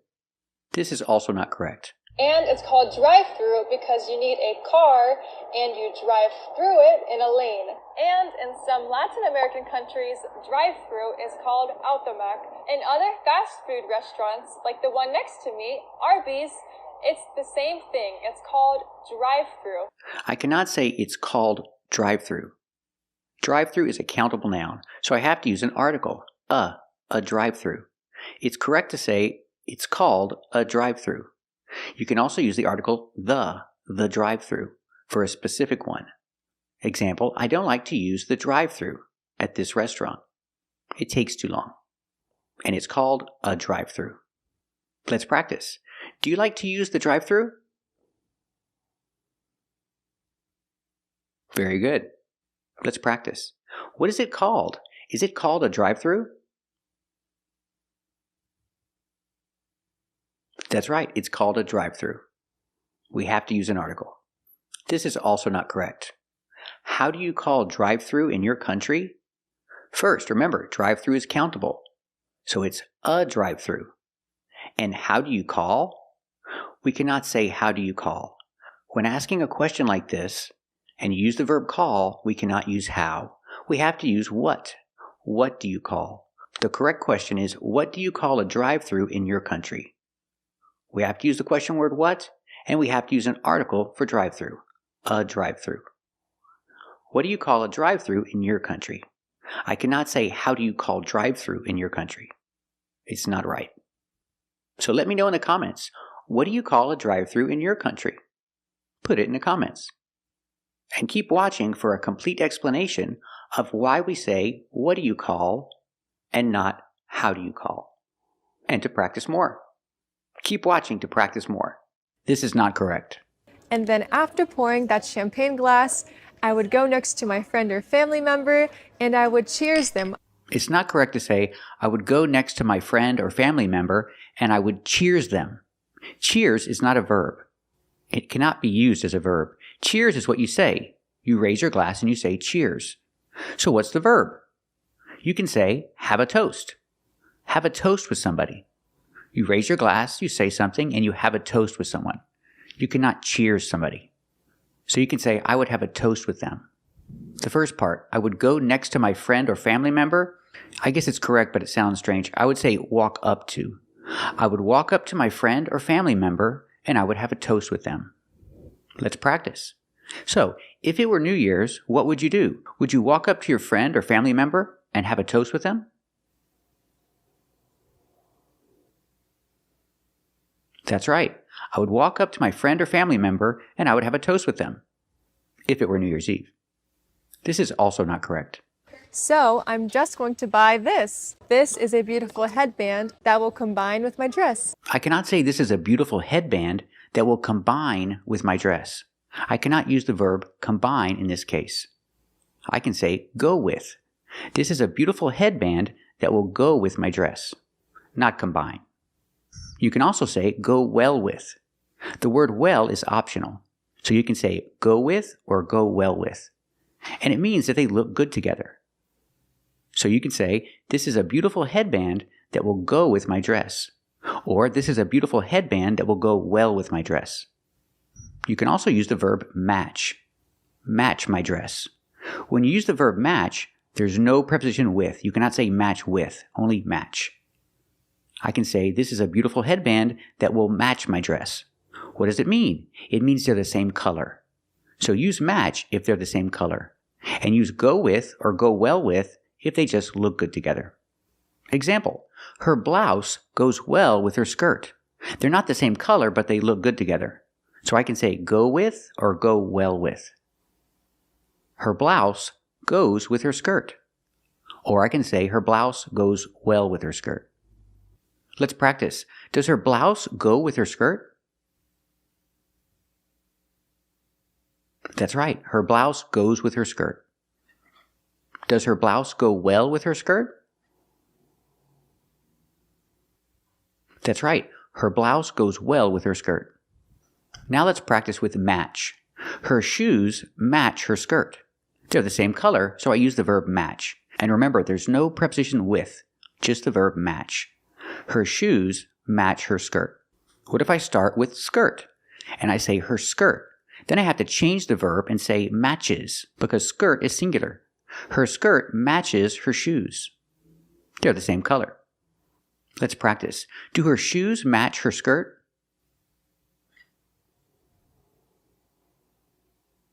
That's right. Her shoes match her skirt. Does her skirt match her shoes? That's right. Her skirt matches her shoes. So remember, when you talk about clothes, you can say go with, you can say go well with, and you can say match. But don't say combine. We don't say that in English. This is also not correct. I would say cheers. I would tap the glass next to their glass. We cannot say I would tap my glass next to their glass. Next to is used to express position. The glass is next to the other glass. My glass is next to their glass. Position. But if I use the verb tap, I have to use a different preposition. We use the preposition against. I would tap my glass against their glass. Not next to. Against. So when you have a toast, you tap your glass against their glass. And you say cheers. Let's practice. What do you do when you have a toast? Do you tap your glass against their glass and say cheers?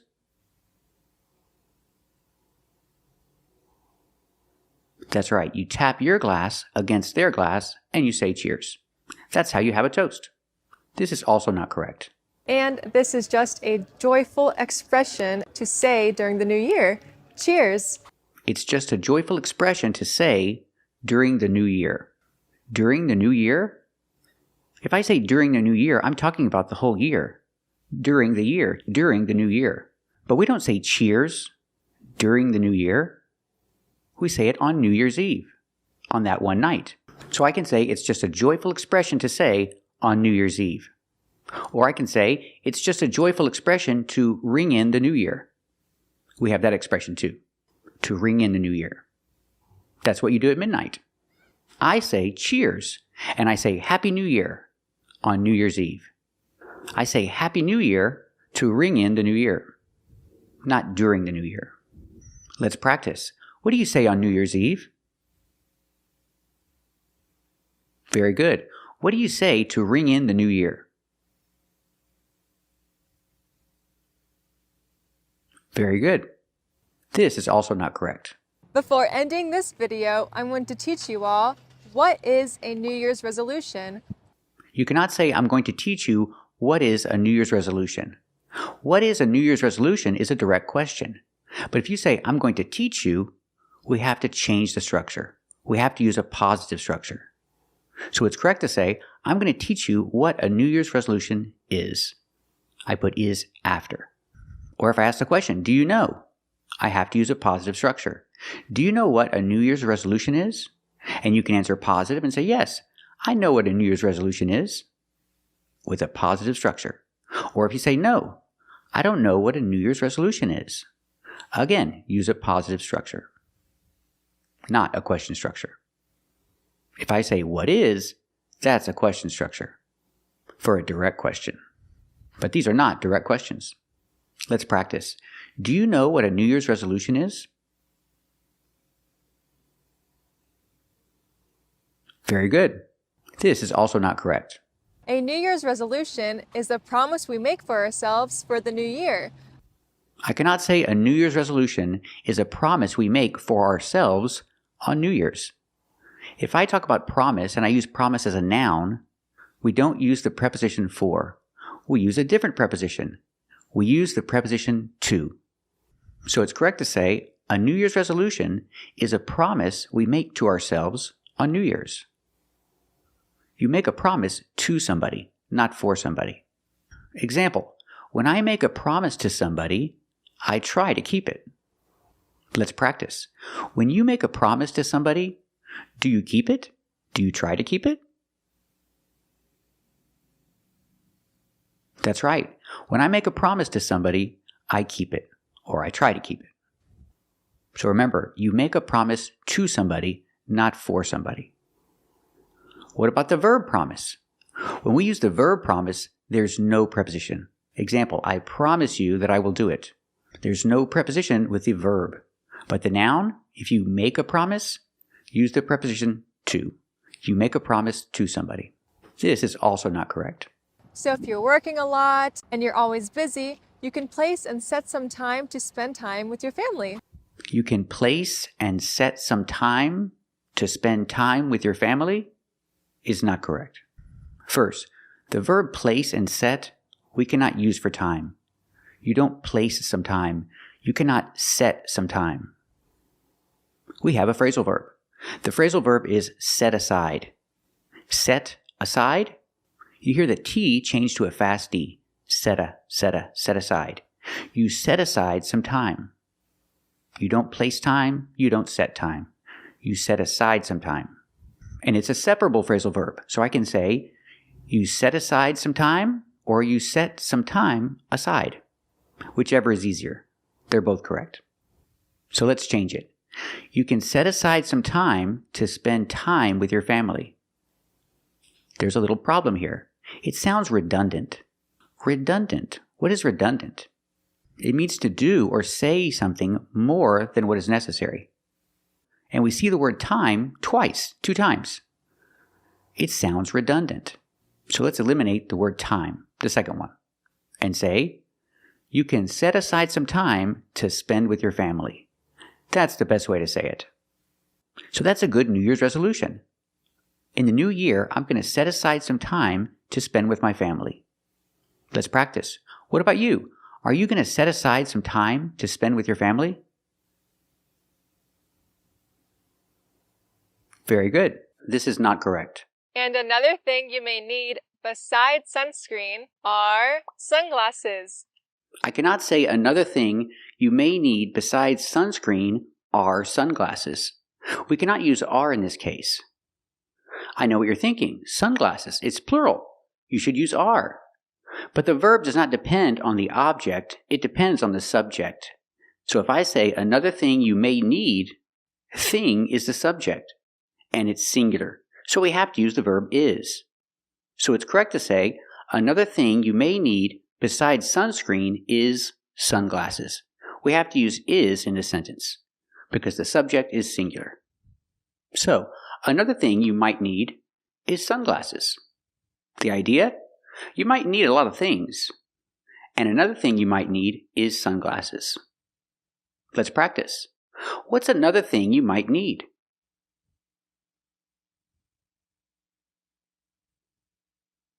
That's right. Another thing you might need is sunglasses. This is also not correct. And if you're a man, you will use these. These are swimming trunks. I cannot say if you're a man, you will use these. These are swimming trunks. We don't use the verb use when we talk about clothes. We use a different verb. We use wear. So it's correct to say, if you're a man, you will wear these. These are swimming trunks. So remember, we don't use our clothes, we wear our clothes. I cannot say I'm using the sweater. I'm wearing the sweater. So I'm wearing a sweater. What are you wearing?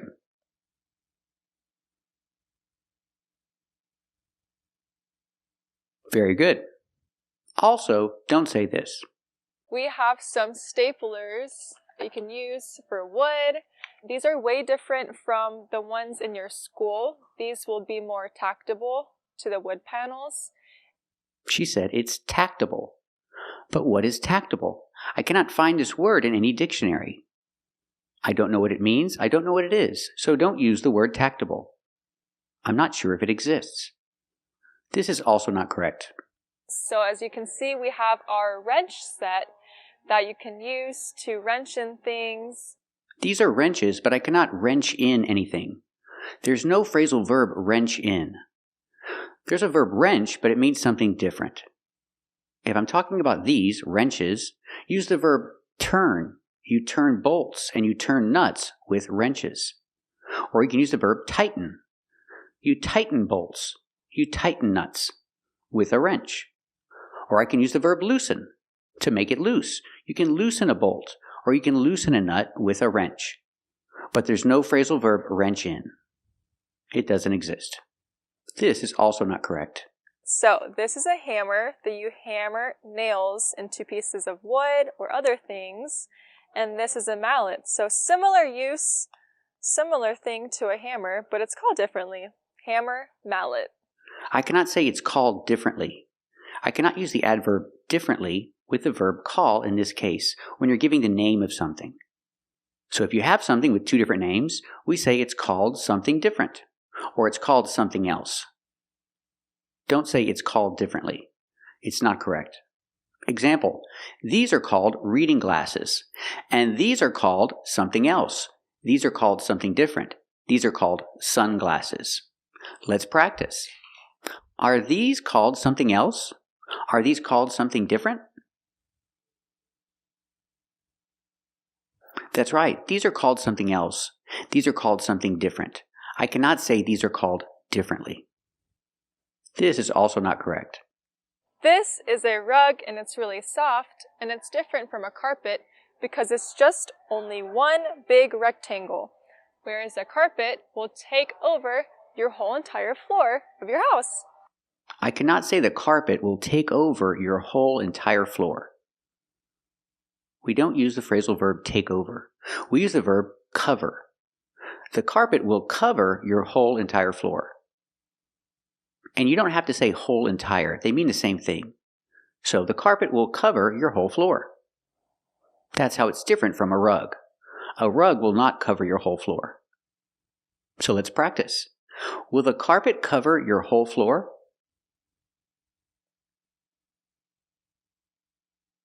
That's right. The carpet will cover your whole floor. What about the rug? Will the rug cover your whole floor?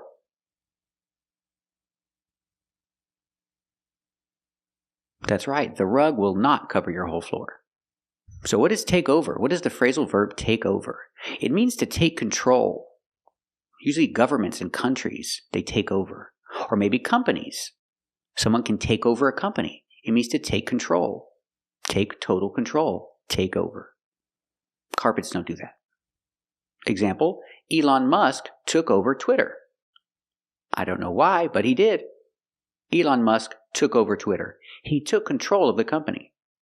He bought it. Let's practice. Did Elon Musk take over Twitter?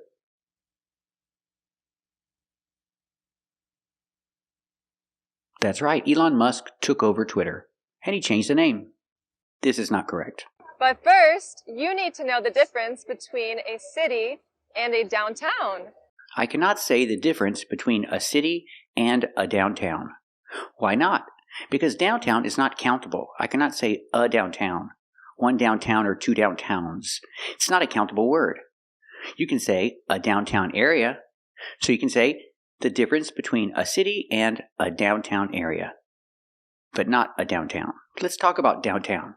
It's an interesting word because it has different variations. For example, I can say, the restaurant is downtown with no preposition.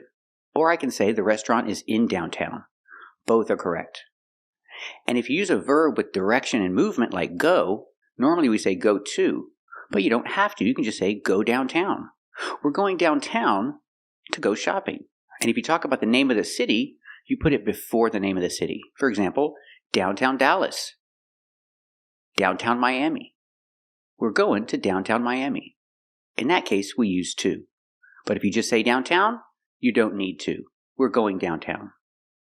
But never a downtown. Let's practice. Is this a downtown area? That's right, this is a downtown area. In this case, we can say because you have one area. Where is the restaurant? Is the restaurant downtown? That's right, the restaurant is downtown. Where are they going? Are they going downtown? That's right, they're going downtown. Is this downtown Miami or downtown Dallas? That's right, this is downtown Dallas. This is also not correct. What is a cruise? A cruise is a large ship, and you will take a voyage or a journey on the sea. I cannot say a cruise is a large ship. A cruise is not a large ship. A cruise is a ride.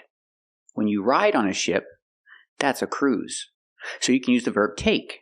We're going to take a cruise. Or you can use the phrasal verb go on. We're going to go on a cruise. It's the trip. It's not the ship. So what do you call the ship? The ship is called a cruise ship. Let's practice. Is this a cruise ship? That's right, this is a cruise ship.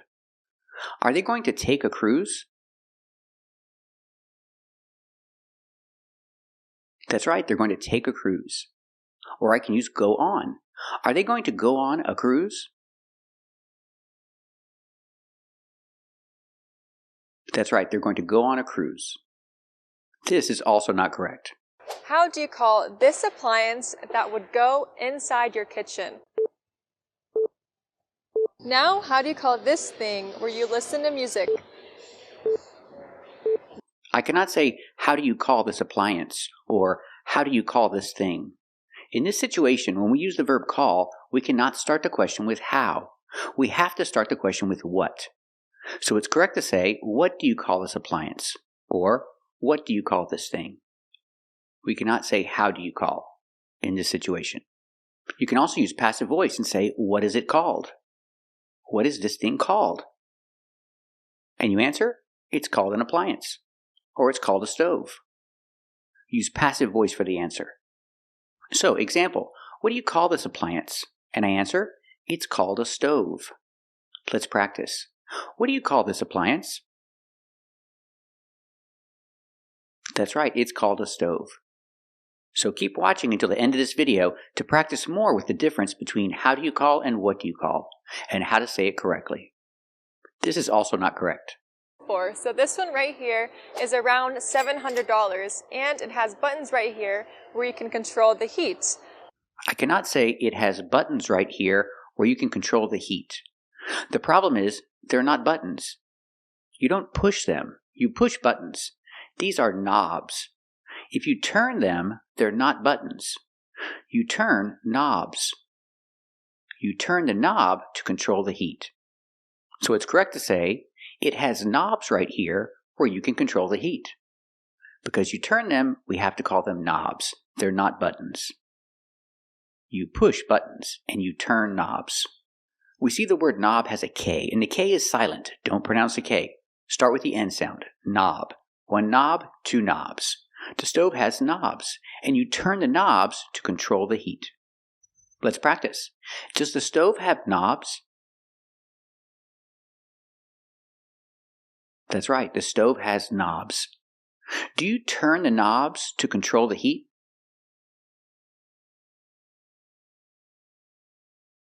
That's right, you turn the knobs to control the heat. This is also not correct. And if you would see that picture, it would look like you were right next to the thing you were taking a picture of. I cannot say if you would see that picture, it would look like you were right next to the thing you were taking a picture of. That's a long sentence, but that's not really the problem. The problem is would. If you would see that picture, it would look like you were right next to the thing you were taking a picture of. After if in the sentence, I cannot say would. This structure is called second conditional, and after if, we have to use a past action. We cannot use would after if in this sentence. We have to say, if you saw. If you saw this picture, we have to use saw, the past of see.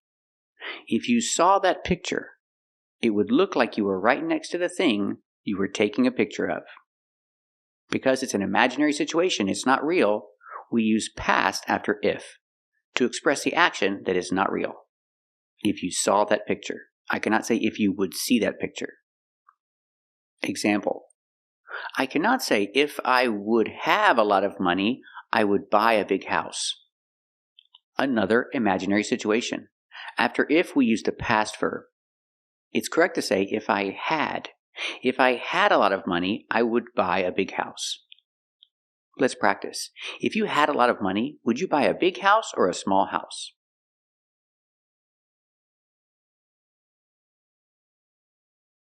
That's right. If I had a lot of money, I would buy a big house. Or example, if I were a millionaire, I would buy a big house. We use the past, were. Because it's not real, we have to use were for everybody. If I were, if he were, if she were, we're not supposed to use was. But if you make a mistake and you use was in the structure, it's okay. A lot of Americans do this too. So it's kind of acceptable now. But the rule says we're supposed to use were. It sounds better. If I were a millionaire, I would buy a big house. What about you? If you were a millionaire, would you buy a big house or a small house?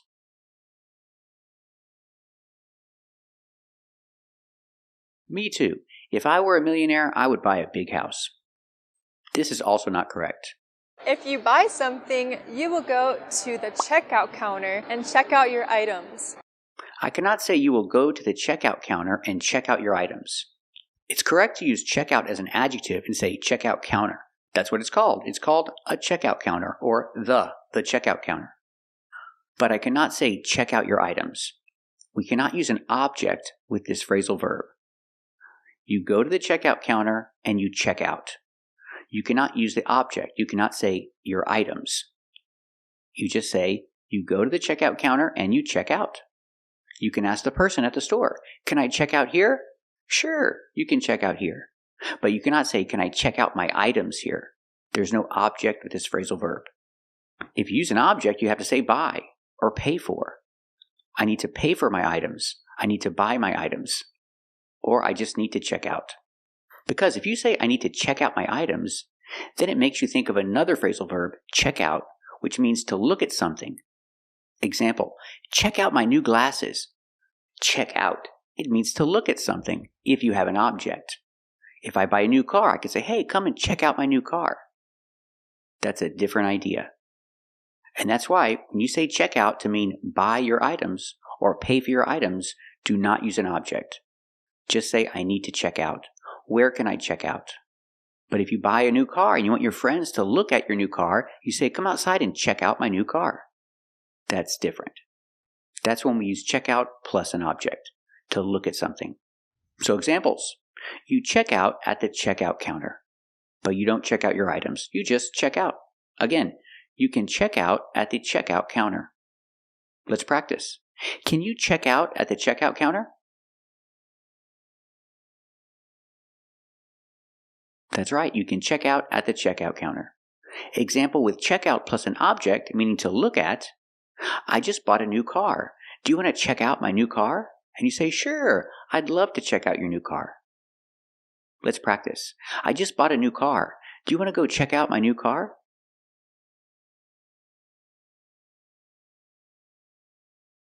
Very good. So remember, keep watching to practice more with the difference between how do you call and what do you call. Remember, we don't say how do you call. Keep watching to practice more. First, This is not correct. This slushie and this popcorn is delicious. Talking about popcorn, how do you guys call popcorn in your country? It's not correct to say, how do you guys call popcorn? And this is also not correct. Oh yeah, they can even proofread your essay. How's the app called? I want to check it out. Hi native. Oh wow. It's not correct to say, how's the app called? And here's another teaching video with the title, Here's How We Call Each Finger. But it's not correct to say, here's how we call each finger. As you can see, this is a very common mistake made by non-native speakers. So how do we say it correctly? Well, if you want to know the name of something, it's not correct to say, how do you call it? We have to use the question word what. We have to say, what do you call it? We cannot use the question word how in this case. What do you call that? What do you call that? What do you call it? Then? What do you call it? That hat, what do you call it? What do you call it when the assassins accuse the assassin? I'm trying to, what do you call it? What do you call it? A fixation psychosis? Have you thought of that? What do you call that, a goose? She gave it all up to live with a bunch of women and, what do you call it, a sorority. What do you call it, though? A success? The fact that you're here and doing as well as you're doing gives me, what do you call it, a motivation, huh? To stay alive. So let's look at the question and the answer. The question is, what do you call it? Or I can use passive voice and say, what is it called? I can also make the contraction, what's, and say, what's it called? Oh, this one's good. What's it called again? What's it called again? What is it called? They even got a whole, what is it called? So that marbles thing that you were so very smart about, what is it called again? What is it called? The cross-country classic? Rita, please continue your restoration using Norman's, what is it called again? What's it called again? Shake Shack? When you answer this question, we have to answer with passive voice. It's called. Exactly. It's called first jumping. It's delicious. It's called a Malaga cooler. It's called a gravity drive. It's called the knockout mechanism. It's called the masses. It's called a sandwalk. Yes, they do, and horses and pigs and goats and sheep. It's called animal husbandry. It's called a rock blanket. Or if I have something in my hand, I say this. What do you call this? Or I can use passive voice and say, what is this called? And the answer? It's called a plush toy. This is called a plush toy. Let's practice. What do you call this? That's right. This is called a plush toy. Now let's practice the question. Ask me the question. Very good. This is called a plush toy. What if you have two? For example, scissors. Question. What do you call these? These are called scissors. Or I can ask the question, what are these called? Or what are they called? They are called scissors. Let's practice. What are these called? That's right. These are called scissors. Now ask me the question. They're called scissors. Very good. So when can we use the question word how? We can use how with questions like, how do you pronounce? How do you say? And how do you spell?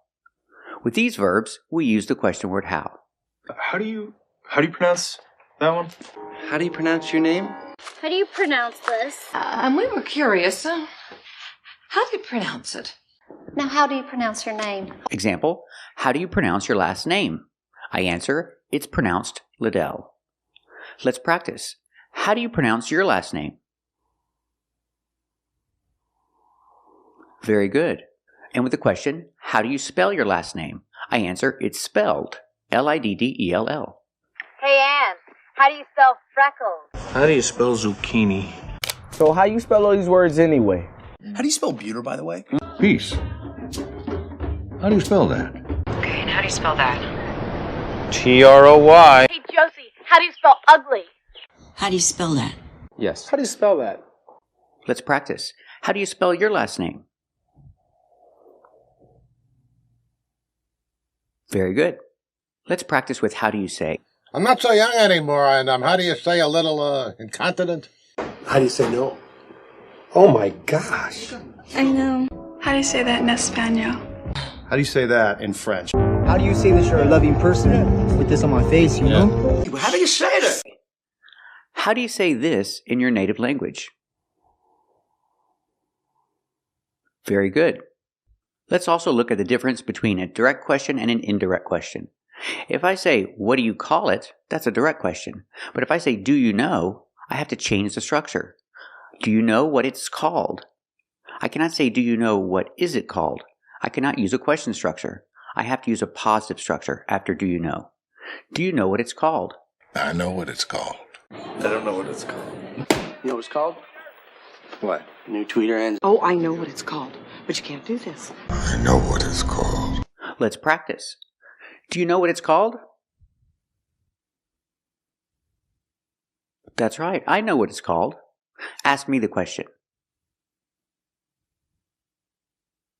Yes, I know what it's called. It's called a plush toy. Very good. Now let's practice the negative answer. Do you know what it's called? I don't know what it's called. Do you know what it's called? That's right. I don't know what it's called either. Very good. Keep watching to learn to avoid another common mistake with the verb call. Today we're talking about an important mistake to avoid using the verb call. I can say, what do they call him? They call him a troublemaker. But I cannot say, how do they call him? When using call, you make the question with what. What do they call him? And also, when you use call, don't use like. They call him like that. No like when you use the verb call. So, I say, why do they call him that? Not, why do they call him like that? Why do they call him that? They call him that because he causes problems. They call him a troublemaker because he causes problems. So again, with the verb call, do not use like. You cannot say they call him like that. You say, they call him that. Question, why do they call him that? They call him that because he causes problems. He makes trouble. That's why they call him that. Let's practice. What do they call him? That's right, they call him a troublemaker. Why do they call him that?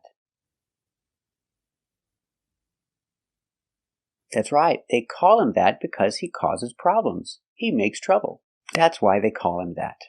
So remember, when using call, use the question word what, never how, and don't put the action call with like.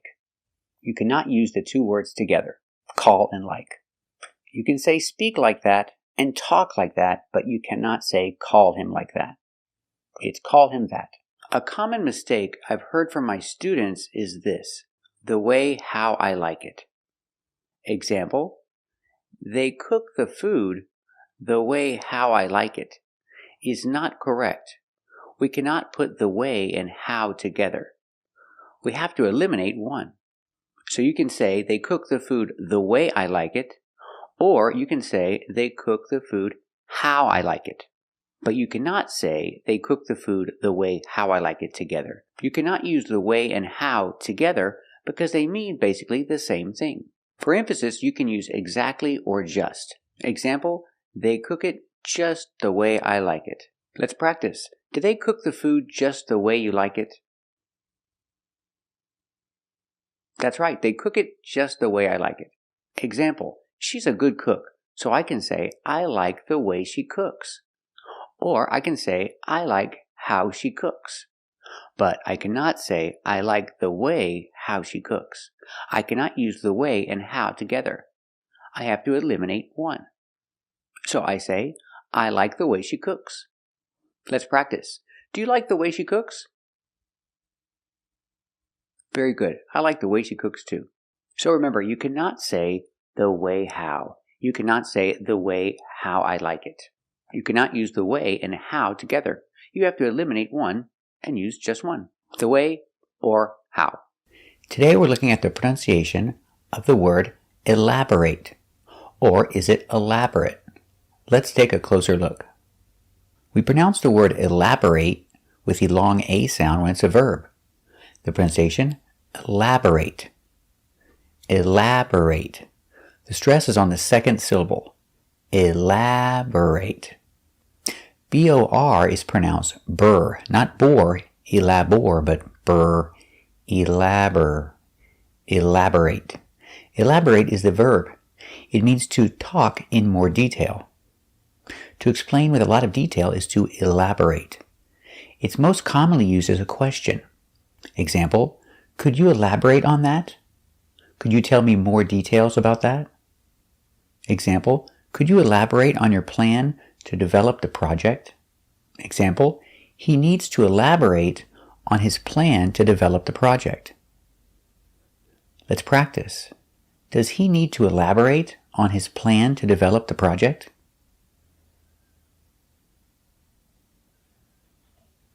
Very good. That's right. He needs to elaborate on his plan to develop the project. He needs to talk more about it, to explain in more detail. Remember, when you say elaborate, the connector is on.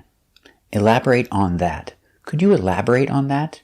We don't say elaborate about. We say on. Could you elaborate on that? If I use this word as an adjective, the pronunciation changes. If it's not a verb, it's elaborate. Making a short sound.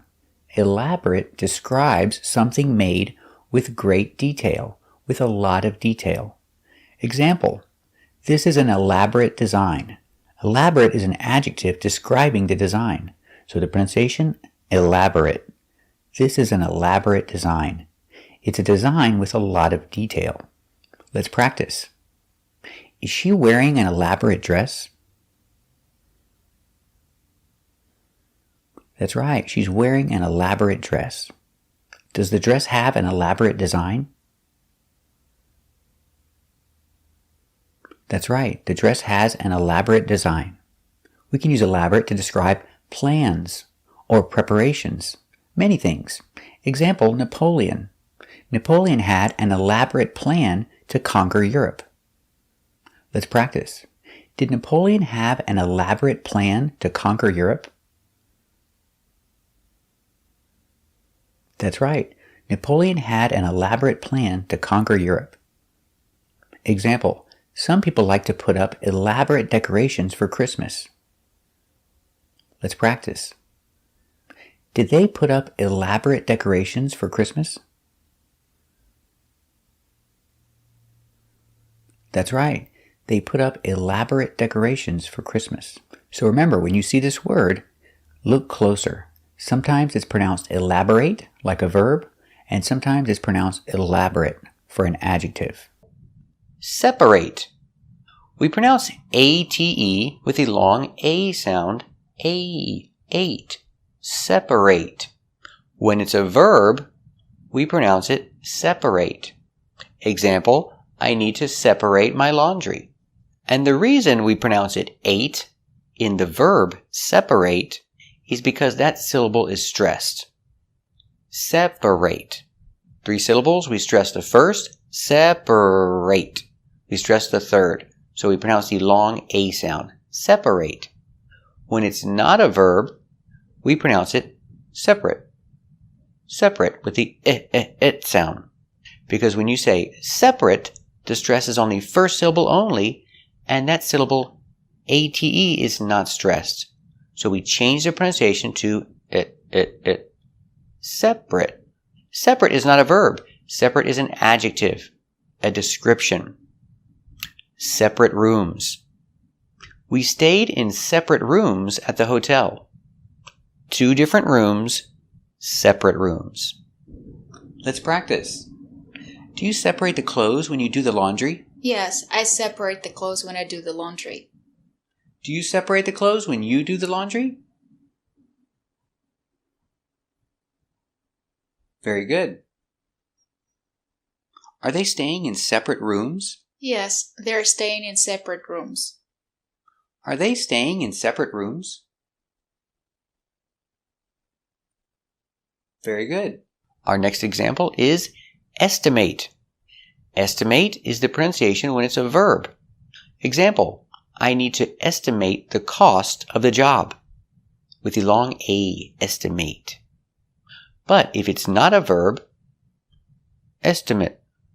I need to get an estimate for the job. An estimate, like a quote. An estimate is a noun. It's not a verb. It's a thing. It's a piece of paper with the price on it. Estimate, with the short sound. Estimate, I need to get an estimate for the job. I'll call that company. They give free estimates. Free estimates. Let's practice. Does she need to estimate the cost of the job? Yes, she needs to estimate the cost of the job. Does she need to estimate the cost of the job? Very good. Does the company give free estimates? Yes, the company gives free estimates. Does the company give free estimates? Very good. Next example is associate. Associate is a verb. If I talk to people and I have a relationship with people, then I associate with those people. I don't associate with criminals. I only associate with people I know. Again, I don't associate with criminals. I don't have a relationship with them. That's a verb, associate. Now, what if it's not a verb? Associate. It, making that short sound at the end, it. Associate. Associate is not a verb. An associate is a person. A person that works with a company. If the person works with a company, they are an associate. Example, the associates are having a meeting. The associates are having a meeting in the meeting room. Example, she's an associate. And he is an associate. So together, they are associates. The associates are having a meeting. Let's practice. Do you associate with criminals? No, I don't associate with criminals. Do you associate with criminals? That's good. Is she an associate? Yes, she's an associate. Is he an associate too? Yes, he's an associate too. Is she an associate? Is he an associate too? Very good. Example, graduate. Graduate is a verb, making the long A sound. Graduate. Graduate. They will graduate in spring. They will graduate from high school in May. The verb. What if it's not a verb? Graduate. Graduate is not a verb. Graduate is a person. He is a high school graduate. She is a college graduate. One person who graduated is a graduate. So they are high school graduates. Or maybe they are college graduates. Let's practice. Are they going to graduate in May or June? They're going to graduate in May. Are they going to graduate in May or June? Very good. Are they both college graduates? Yes, they're both college graduates. Are they both college graduates? Very good. Example, laminate. Laminate is a verb. To cover with plastic is laminate. My driver's license is laminated. They laminate your driver's license. Laminate is a verb with a long A sound. Laminate. But what if it's not a verb? Laminate. We make the short it sound. Laminate. Laminate is not a verb.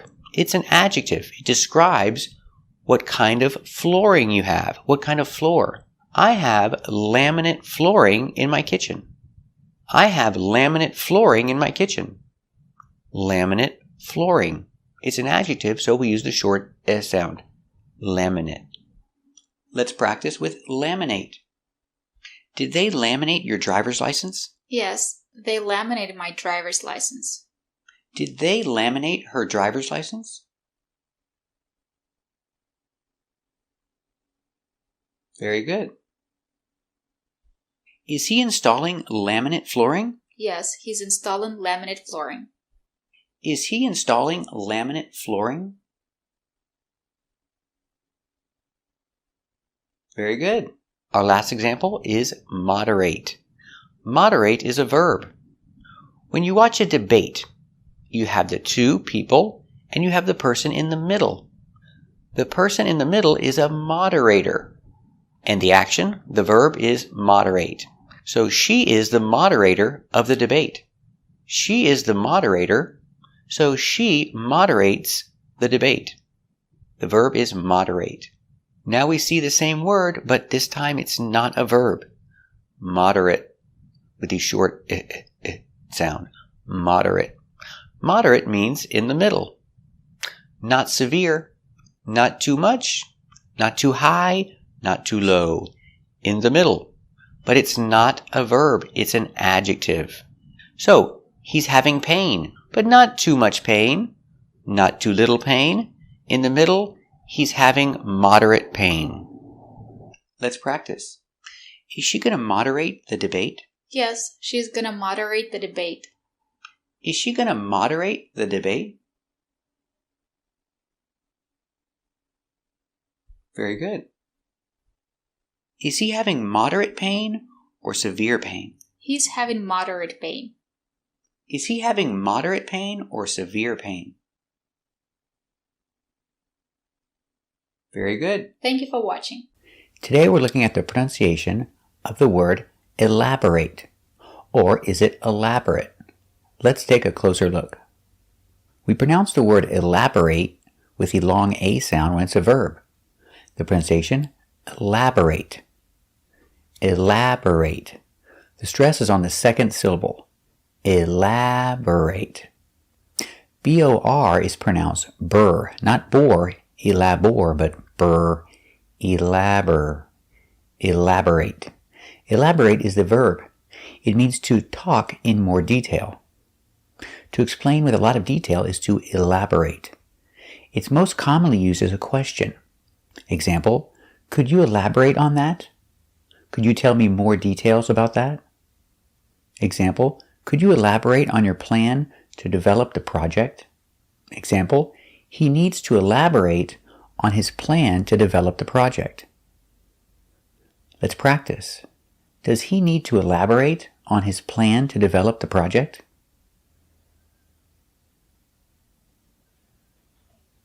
Very good. That's right. He needs to elaborate on his plan to develop the project. He needs to talk more about it, to explain in more detail. Remember, when you say elaborate, the connector is on. Elaborate on that. Could you elaborate on that? We don't say elaborate about. We say on. Could you elaborate on that? If I use this word as an adjective, the pronunciation changes. If it's not a verb, it's elaborate. Making a short sound. Elaborate describes something made with great detail, with a lot of detail. Example, this is an elaborate design. Elaborate is an adjective describing the design. So the pronunciation, elaborate. This is an elaborate design. It's a design with a lot of detail. Let's practice. Is she wearing an elaborate dress? That's right, she's wearing an elaborate dress. Does the dress have an elaborate design? That's right, the dress has an elaborate design. We can use elaborate to describe plans or preparations, many things. Example, Napoleon. Napoleon had an elaborate plan to conquer Europe. Let's practice. Did Napoleon have an elaborate plan to conquer Europe? That's right. Napoleon had an elaborate plan to conquer Europe. Example, some people like to put up elaborate decorations for Christmas. Let's practice. Did they put up elaborate decorations for Christmas? That's right. They put up elaborate decorations for Christmas. So remember, when you see this word, look closer. Sometimes it's pronounced elaborate, like a verb, and sometimes it's pronounced elaborate, for an adjective. We saw in a previous video the pronunciation of these words, or they can be pronounced like a if they're a verb, like separate is a verb. But if it's not a verb, we pronounce it separate.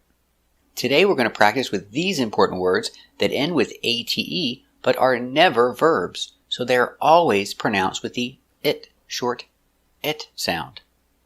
Like private, certificate, chocolate, corporate, and immediate. Let's take a closer look at the pronunciation.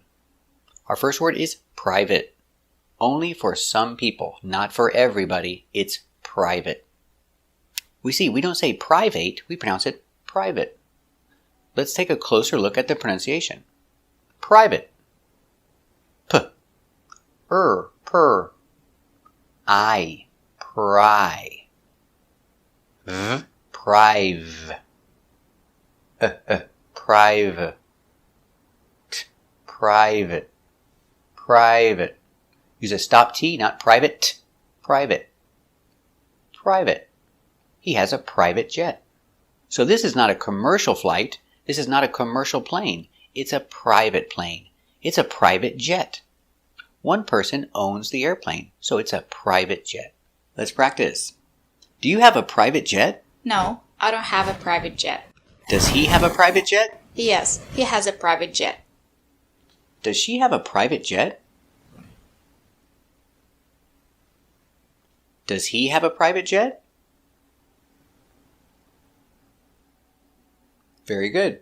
Our next word is certificate. We don't say certificate, we say certificate, making the short et sound because it's not a verb. Certificate. He got a certificate. He received a certificate of completion. Let's look at the pronunciation. Certificate. S. Sir. Cert. Certif.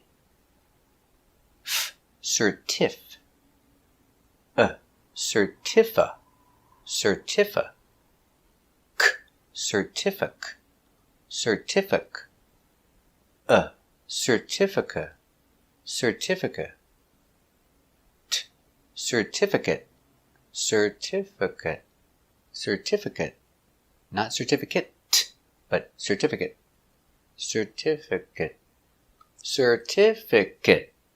4 syllables. Stress the second syllable. Certificate. Certificate. Certificate. Certificate. He got a certificate of completion. Example. He got a certificate. He received a certificate of completion after finishing the class. Let's practice. Did you finish the class? Yes, I finished the class. Did you get a certificate of completion? Yes, I got a certificate of completion. Did she finish the class? Did she get a certificate of completion? Very good. Example, chocolate. That's right, we don't say chocolate because it's not a verb. It's always with the short et. Chocolate. Let's take a look at the pronunciation. Chocolate. Ch. Aw, chaw. K, chalk. Chocolate. Chocolate. Chocolate.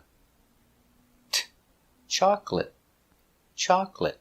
Stop T. Chocolate. Chocolate. Remember, 2 syllables. Chocolate. Not chocolate, not 3, 2. Chocolate. Stress is on the first syllable. Chocolate. Chocolate. It's not good to eat a lot of chocolate. It has too much sugar. I eat chocolate sometimes, not every day. Let's practice. Do you eat chocolate every day? No, I don't eat chocolate every day. Why not? Because it has a lot of sugar. Does she eat chocolate every day?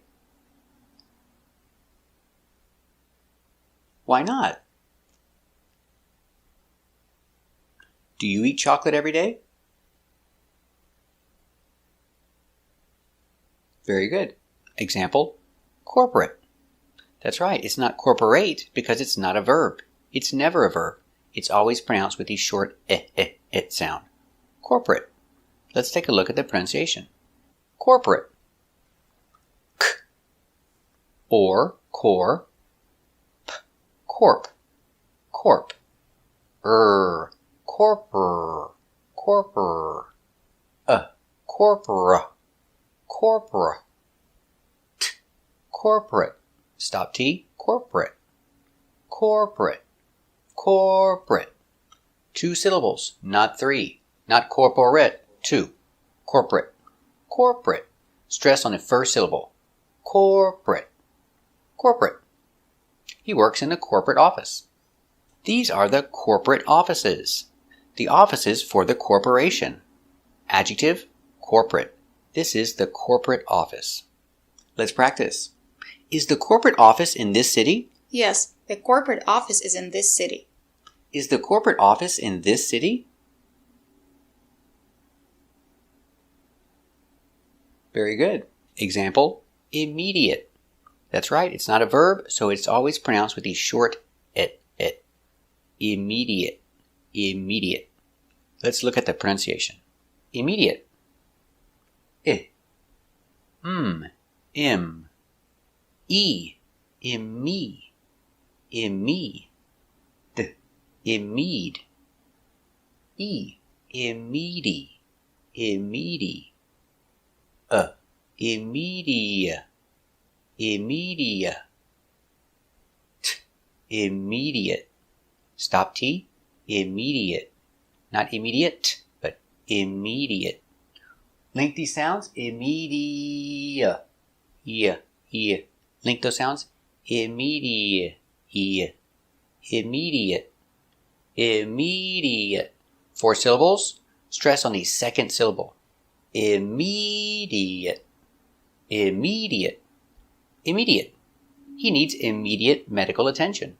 Example. He was in a car accident and he's injured. He needs immediate medical attention. He needs immediate medical attention right now. Let's practice. Is he injured? Yes, he's injured. Does he need immediate medical attention? Yes, he needs immediate medical attention. Is he injured? Does he need immediate medical attention? Very good. Or I can say immediately. Same pronunciation, the short et. Immediately. Immediately. Now the li changes to describe an action, to describe a verb. So this is an adverb. Immediately. Let's look at the pronunciation. Immediately. I. Imme. D. Immede. E. Immedi. Immediate. T. Immediate. Stop T. Immediate. Immediate. Immediately. Immediately. 5 syllables. Immediately. Stress on the second syllable. Immediately. Immediately. Immediately. Immediately. He went to the hospital immediately after the accident. Example. He went to the hospital. He went to the hospital immediately after the accident. Immediately. Let's practice. Did he go to the hospital immediately after the accident? Yes, he went to the hospital immediately after the accident. Did he go to the hospital immediately after the accident? Very good. Today we're practicing the pronunciation of some important words. The pronunciation is it, not ate, because they're not verbs. Examples: desperate, consulate, immaculate, illiterate, considerate, and inconsiderate. Let's take a closer look. Desperate. Desperate is an adjective. It's a description. Example, he has no money. He needs money very badly. So he is desperate for money. Desperate. Let's look at the pronunciation. Pronunciation for desperate. D. E. De. S. Des. P. Desp. desperate. Desperate. Desperate. Desperate. Desperate. 2 syllables. The stress is on the first syllable. Desperate. Not 3 syllables, desperate, but 2 syllables. Desperate. And the T at the end is a stop T. Desperate. Not desperate, but desperate. Desperate. He is desperate for money. Desperate. Let's practice. Is he desperate for money? That's right. He's desperate for money.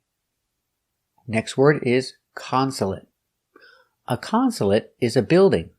It's a government office. It's similar to an embassy.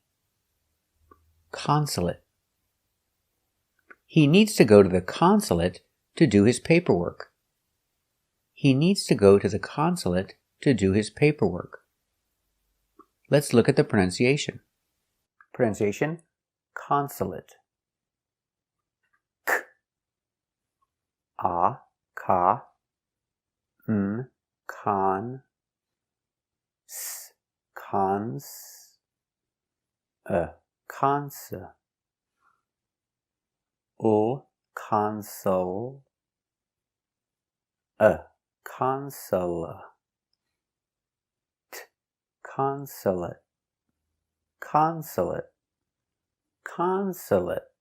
3 syllables. The stress is on the first syllable. Consulate. Consulate. Also finish with a stop T. Consulate. Not consulate, but stop T. Consulate. Consulate. He's going to the consulate to do his paperwork. Consulate. Let's practice. Does he need to go to the consulate to do his paperwork? That's right. He needs to go to the consulate to do his paperwork. Next word, immaculate. Immaculate. Very, very clean. Not touched by anybody. Extremely clean. The room looks immaculate. It's completely clean. Let's look at the pronunciation. Pronunciation, immaculate. I. Im. A. Imma. K. Immac. Y. Immaculate. Immaculate. Immaculate. O. Immaculate.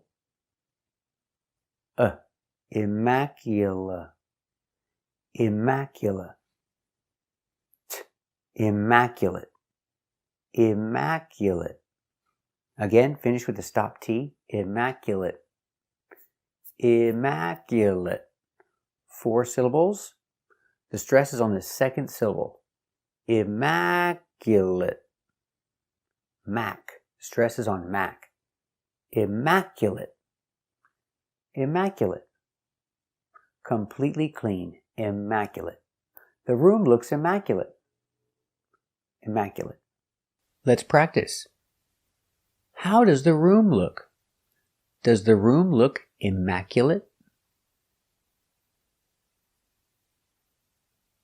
That's right. The room looks immaculate.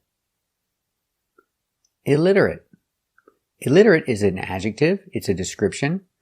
It's describing a person who cannot read. If somebody cannot read, the person is illiterate. Let's look at the pronunciation. Pronunciation, illiterate. I. Ill. I. Illi. D. Illid. Illid. That's right, the T is pronounced with a D between vowels. Pronounce D. Illid. Illiter. illiter, illiter, illiterate, illiterate, illiterate, illiterate. Stop T at the end.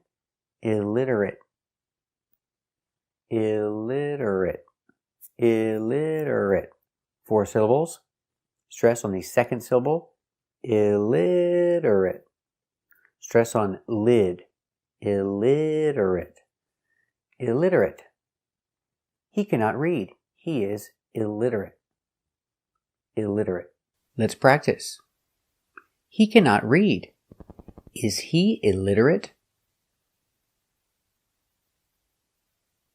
That's right. He is illiterate. Next we have considerate. Considerate is an adjective, a description. It describes a person who thinks about other people. If you think about other people and what they feel, then you are considerate. He uses his cell phone in the movie theater, so he does not think about other people and how they feel. He is not considerate. He is not considerate. Let's look at the pronunciation. Pronunciation, considerate. K, k, con, s, cons, consid, consid, consider, consider, consider, consider, considerate, considerate, considerate, considerate, considerate. 4 syllables. The stress is on the second syllable. Considerate, considerate, considerate. He thinks about other people. He thinks about other people's feelings. He is very considerate. Let's practice. Is he considerate of others?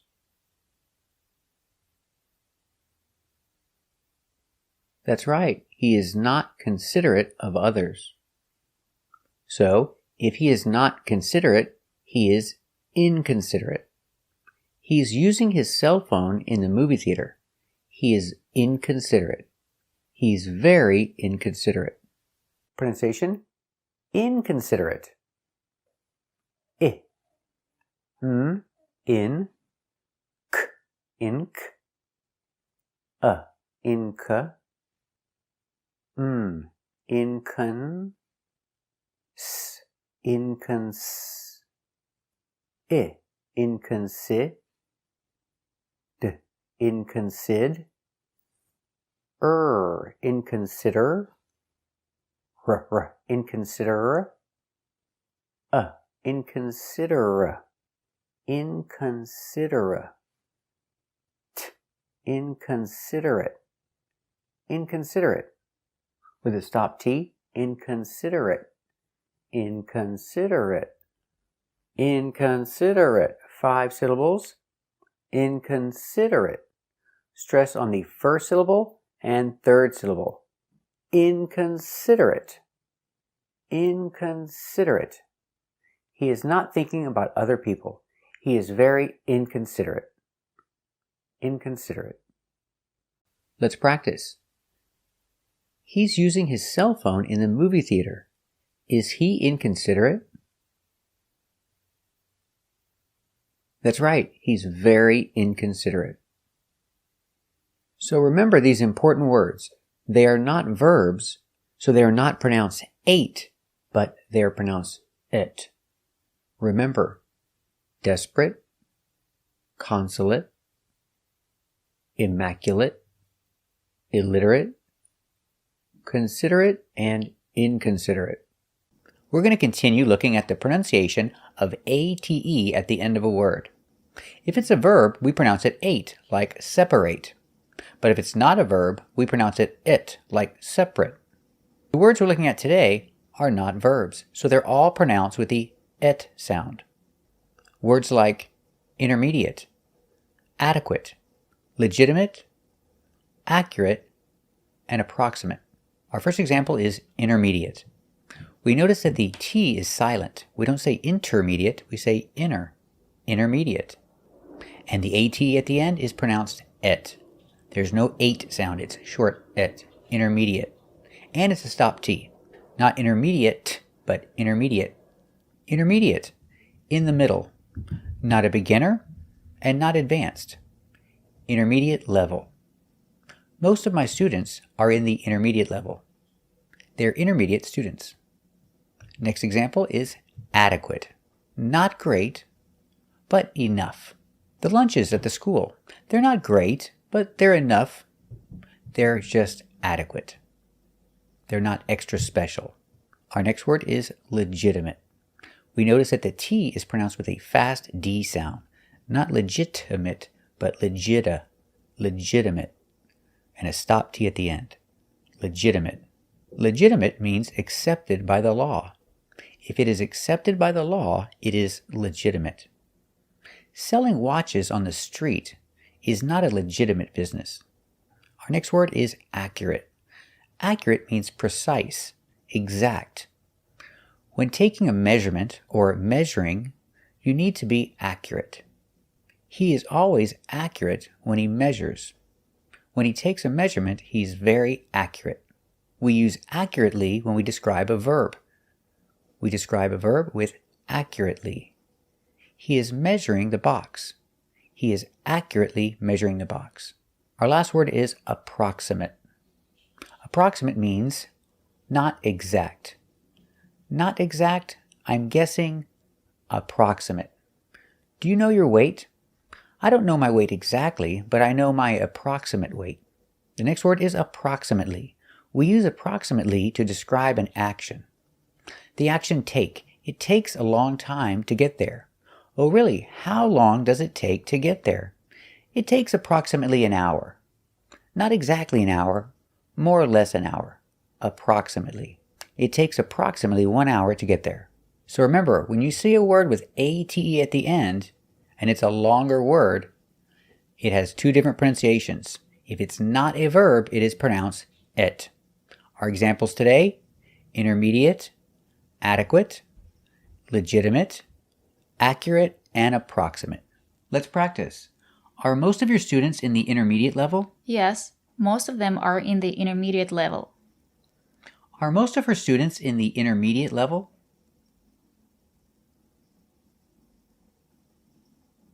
Very good. Let's practice. Are the school lunches great? No, not really. They're just adequate. Are the school lunches great or just adequate? Very good. Let's practice. Is selling things on the street a legitimate business? No, it's not a legitimate business. Is selling things on the street a legitimate business? Very good. Let's practice. Is he always accurate when he measures things? Yes, he is always accurate when he measures things. Is he always accurate when he measures things?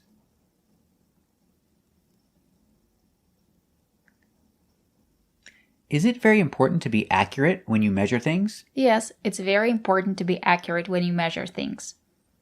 Is it very important to be accurate when you measure things?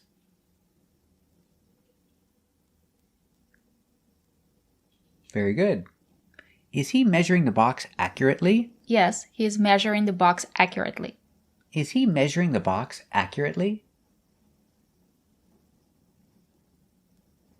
Very good. Let's practice. Do you know your exact weight or your approximate weight? I know my approximate weight. It's about 120. Do you know your exact weight or your approximate weight? Very good. Let's practice. How long does it take to get there? It takes approximately an hour to get there. How long does it take to get there? Very good. Words that end with ATE sometimes are pronounced ate and sometimes pronounced et. If it's a verb, it's pronounced ate. Example, separate. If it's not a verb, an adjective, for example, it's pronounced et, separate. We're going to practice some words that are not verbs, so they're all pronounced with the short et sound at the end. Let's take a look. We're going to practice words like passionate, compassionate, affectionate, template, pomegranate, appropriate, and inappropriate. Let's get started. Our first example is passionate. Passionate. The stress is on the first syllable, passionate. And the next two syllables are pronounced the same, passionate. Passionate means you're full of energy, full of emotion, especially for a romantic relationship. They are very passionate. They have a passionate relationship. Our next word is compassionate. We put the stress on the second syllable, compassionate. Compassionate means you feel sorry for other people. When someone is in pain, you feel bad for them. If they need money, you feel sorry and you give them money. Compassionate, you have feelings for others. And with compassionate, we use the connector towards. So he is compassionate towards others. He gives the homeless person money, so he is compassionate toward others. Our next word is affectionate. Affectionate is a description. It describes a person or a dog that shows their emotion. They show their love. The dog is showing the boy that the dog loves him. So the dog is affectionate. He is showing his love. The dog is very affectionate. Our next word is template. Now this word is pronounced template in America, but in England they say template. But we're teaching American English, so we pronounce it with the sound. Template. And it follows the rule that if it's not a verb, it's not pronounced a. It's pronounced template. So there are many templates to choose from. It's a format to fill out a form, usually on the computer. So they have many templates to choose from. Which template are you going to use? Our next one is a fruit, and the pronunciation is pomegranate. Pomegranate. Stress is on the first, pomegranate, and third syllable. Pomegranate. Pomegranate. It's a fruit. I love pomegranate in my salad. Our next word is appropriate. This word is difficult to pronounce because you have the per sound 2 times. Appropriate. So practice this one slowly. Appropriate. Appropriate.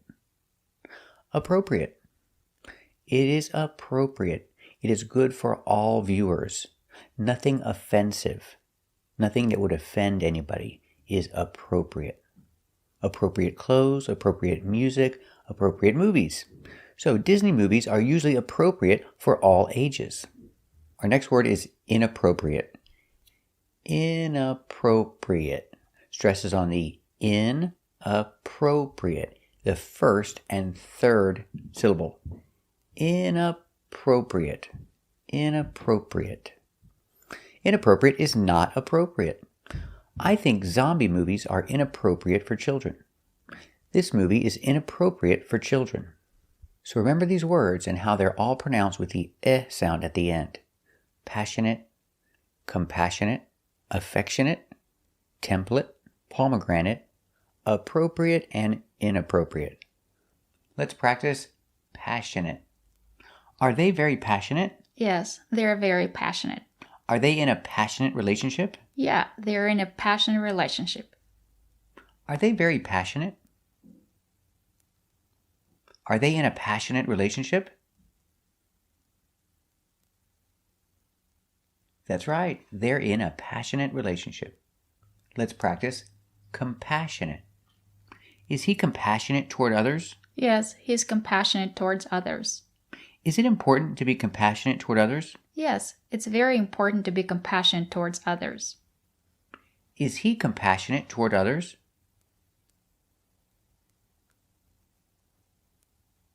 That's right, he is compassionate toward others. Is it important to be compassionate toward others?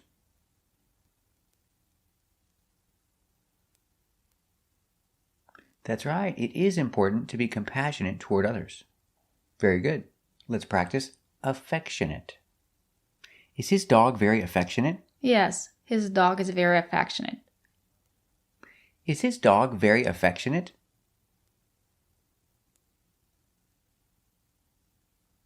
That's right, his dog is very affectionate. Let's practice template. Are there many templates to choose from? Yeah, there are a lot of templates to choose from. Are there a lot of templates to choose from?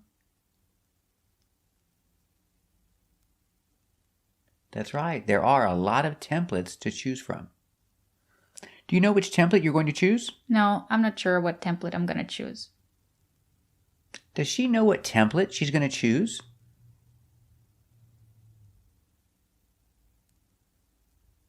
That's right, she's not sure which template she's going to choose.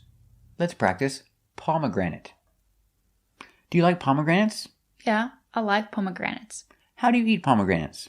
I like them in salads. Does she like pomegranates? How does she like to eat pomegranates? That's right, she likes to eat pomegranates in salads. Very good. Let's practice appropriate. Are Disney movies appropriate for all ages? Yes, Disney movies are appropriate for all ages. So this cartoon is appropriate for children? Yes, it's appropriate for children. Are Disney movies appropriate for all ages? That's right, Disney movies are appropriate for all ages. Is this cartoon appropriate for children? That's right, this cartoon is appropriate for children. Let's practice inappropriate. Do you think zombie movies are inappropriate for children? Yes, I think they're very inappropriate for children. Do you think zombie movies are inappropriate for children?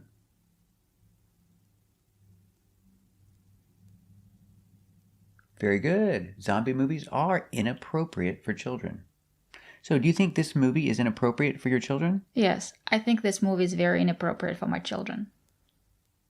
Do you think this movie is inappropriate for your children?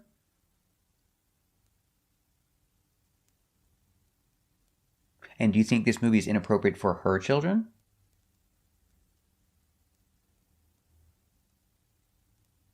That's right, this movie is inappropriate for her children. Very good.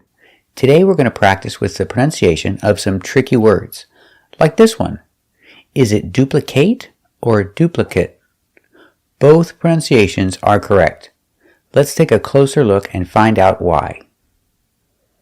With words ending in ate with multiple syllables, you can have two pronunciations. If it's a verb, we pronounce it with a long A. Duplicate. If it's a verb. If it's not a verb, we pronounce it with the short sound duplicate.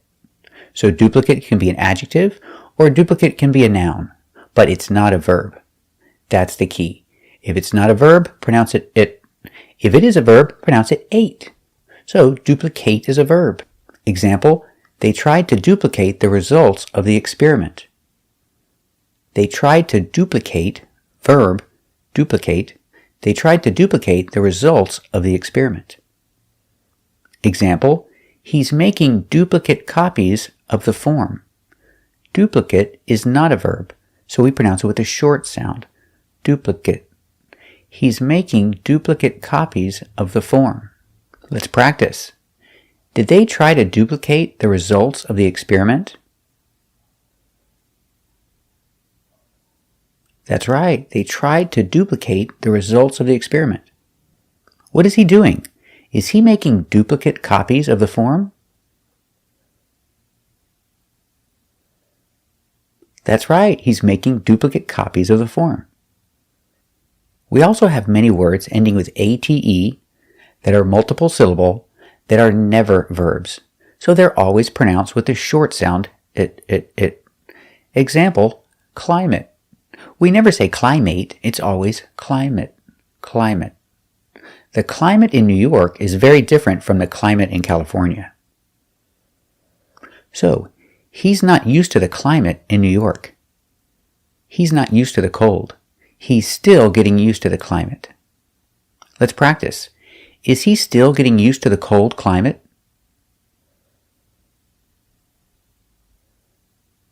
That's right, he's still getting used to the cold climate. Example, delicate, using the short sound, delicate. Example, I always wash my delicate clothes by hand. What about you? Do you wash your delicate clothes by hand?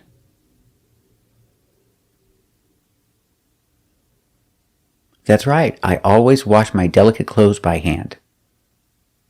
Example, candidate. I've heard Americans say candidate, but it doesn't sound right and it doesn't follow the rule, so pronounce it candidate. It sounds better. Example, did they choose the right candidate? Yes, they chose the right candidate. Let's practice. Did they choose the right candidate? That's right, they chose the right candidate. Next we have fortunate. We use the short sound, fortunate, because it's not a verb. Also with this word, we have tu. Tu in the middle of the word is pronounced ch, and not for chew, but for che, fortune, fortunate, fortunate. Similar to lucky. He has a large family. He's fortunate to have a large family. What do you think? Is he fortunate to have a large family? That's right, he's very fortunate to have a large family. Or if I put ly at the end, I have fortunately. Fortunately. Fortunately describes a verb. So, example, they had a car accident. They had a bad car accident, but fortunately no one was injured. Let's practice. Did they have a car accident? Was anyone injured? That's right. Fortunately, no one was injured. And if something is not lucky, it's unfortunate.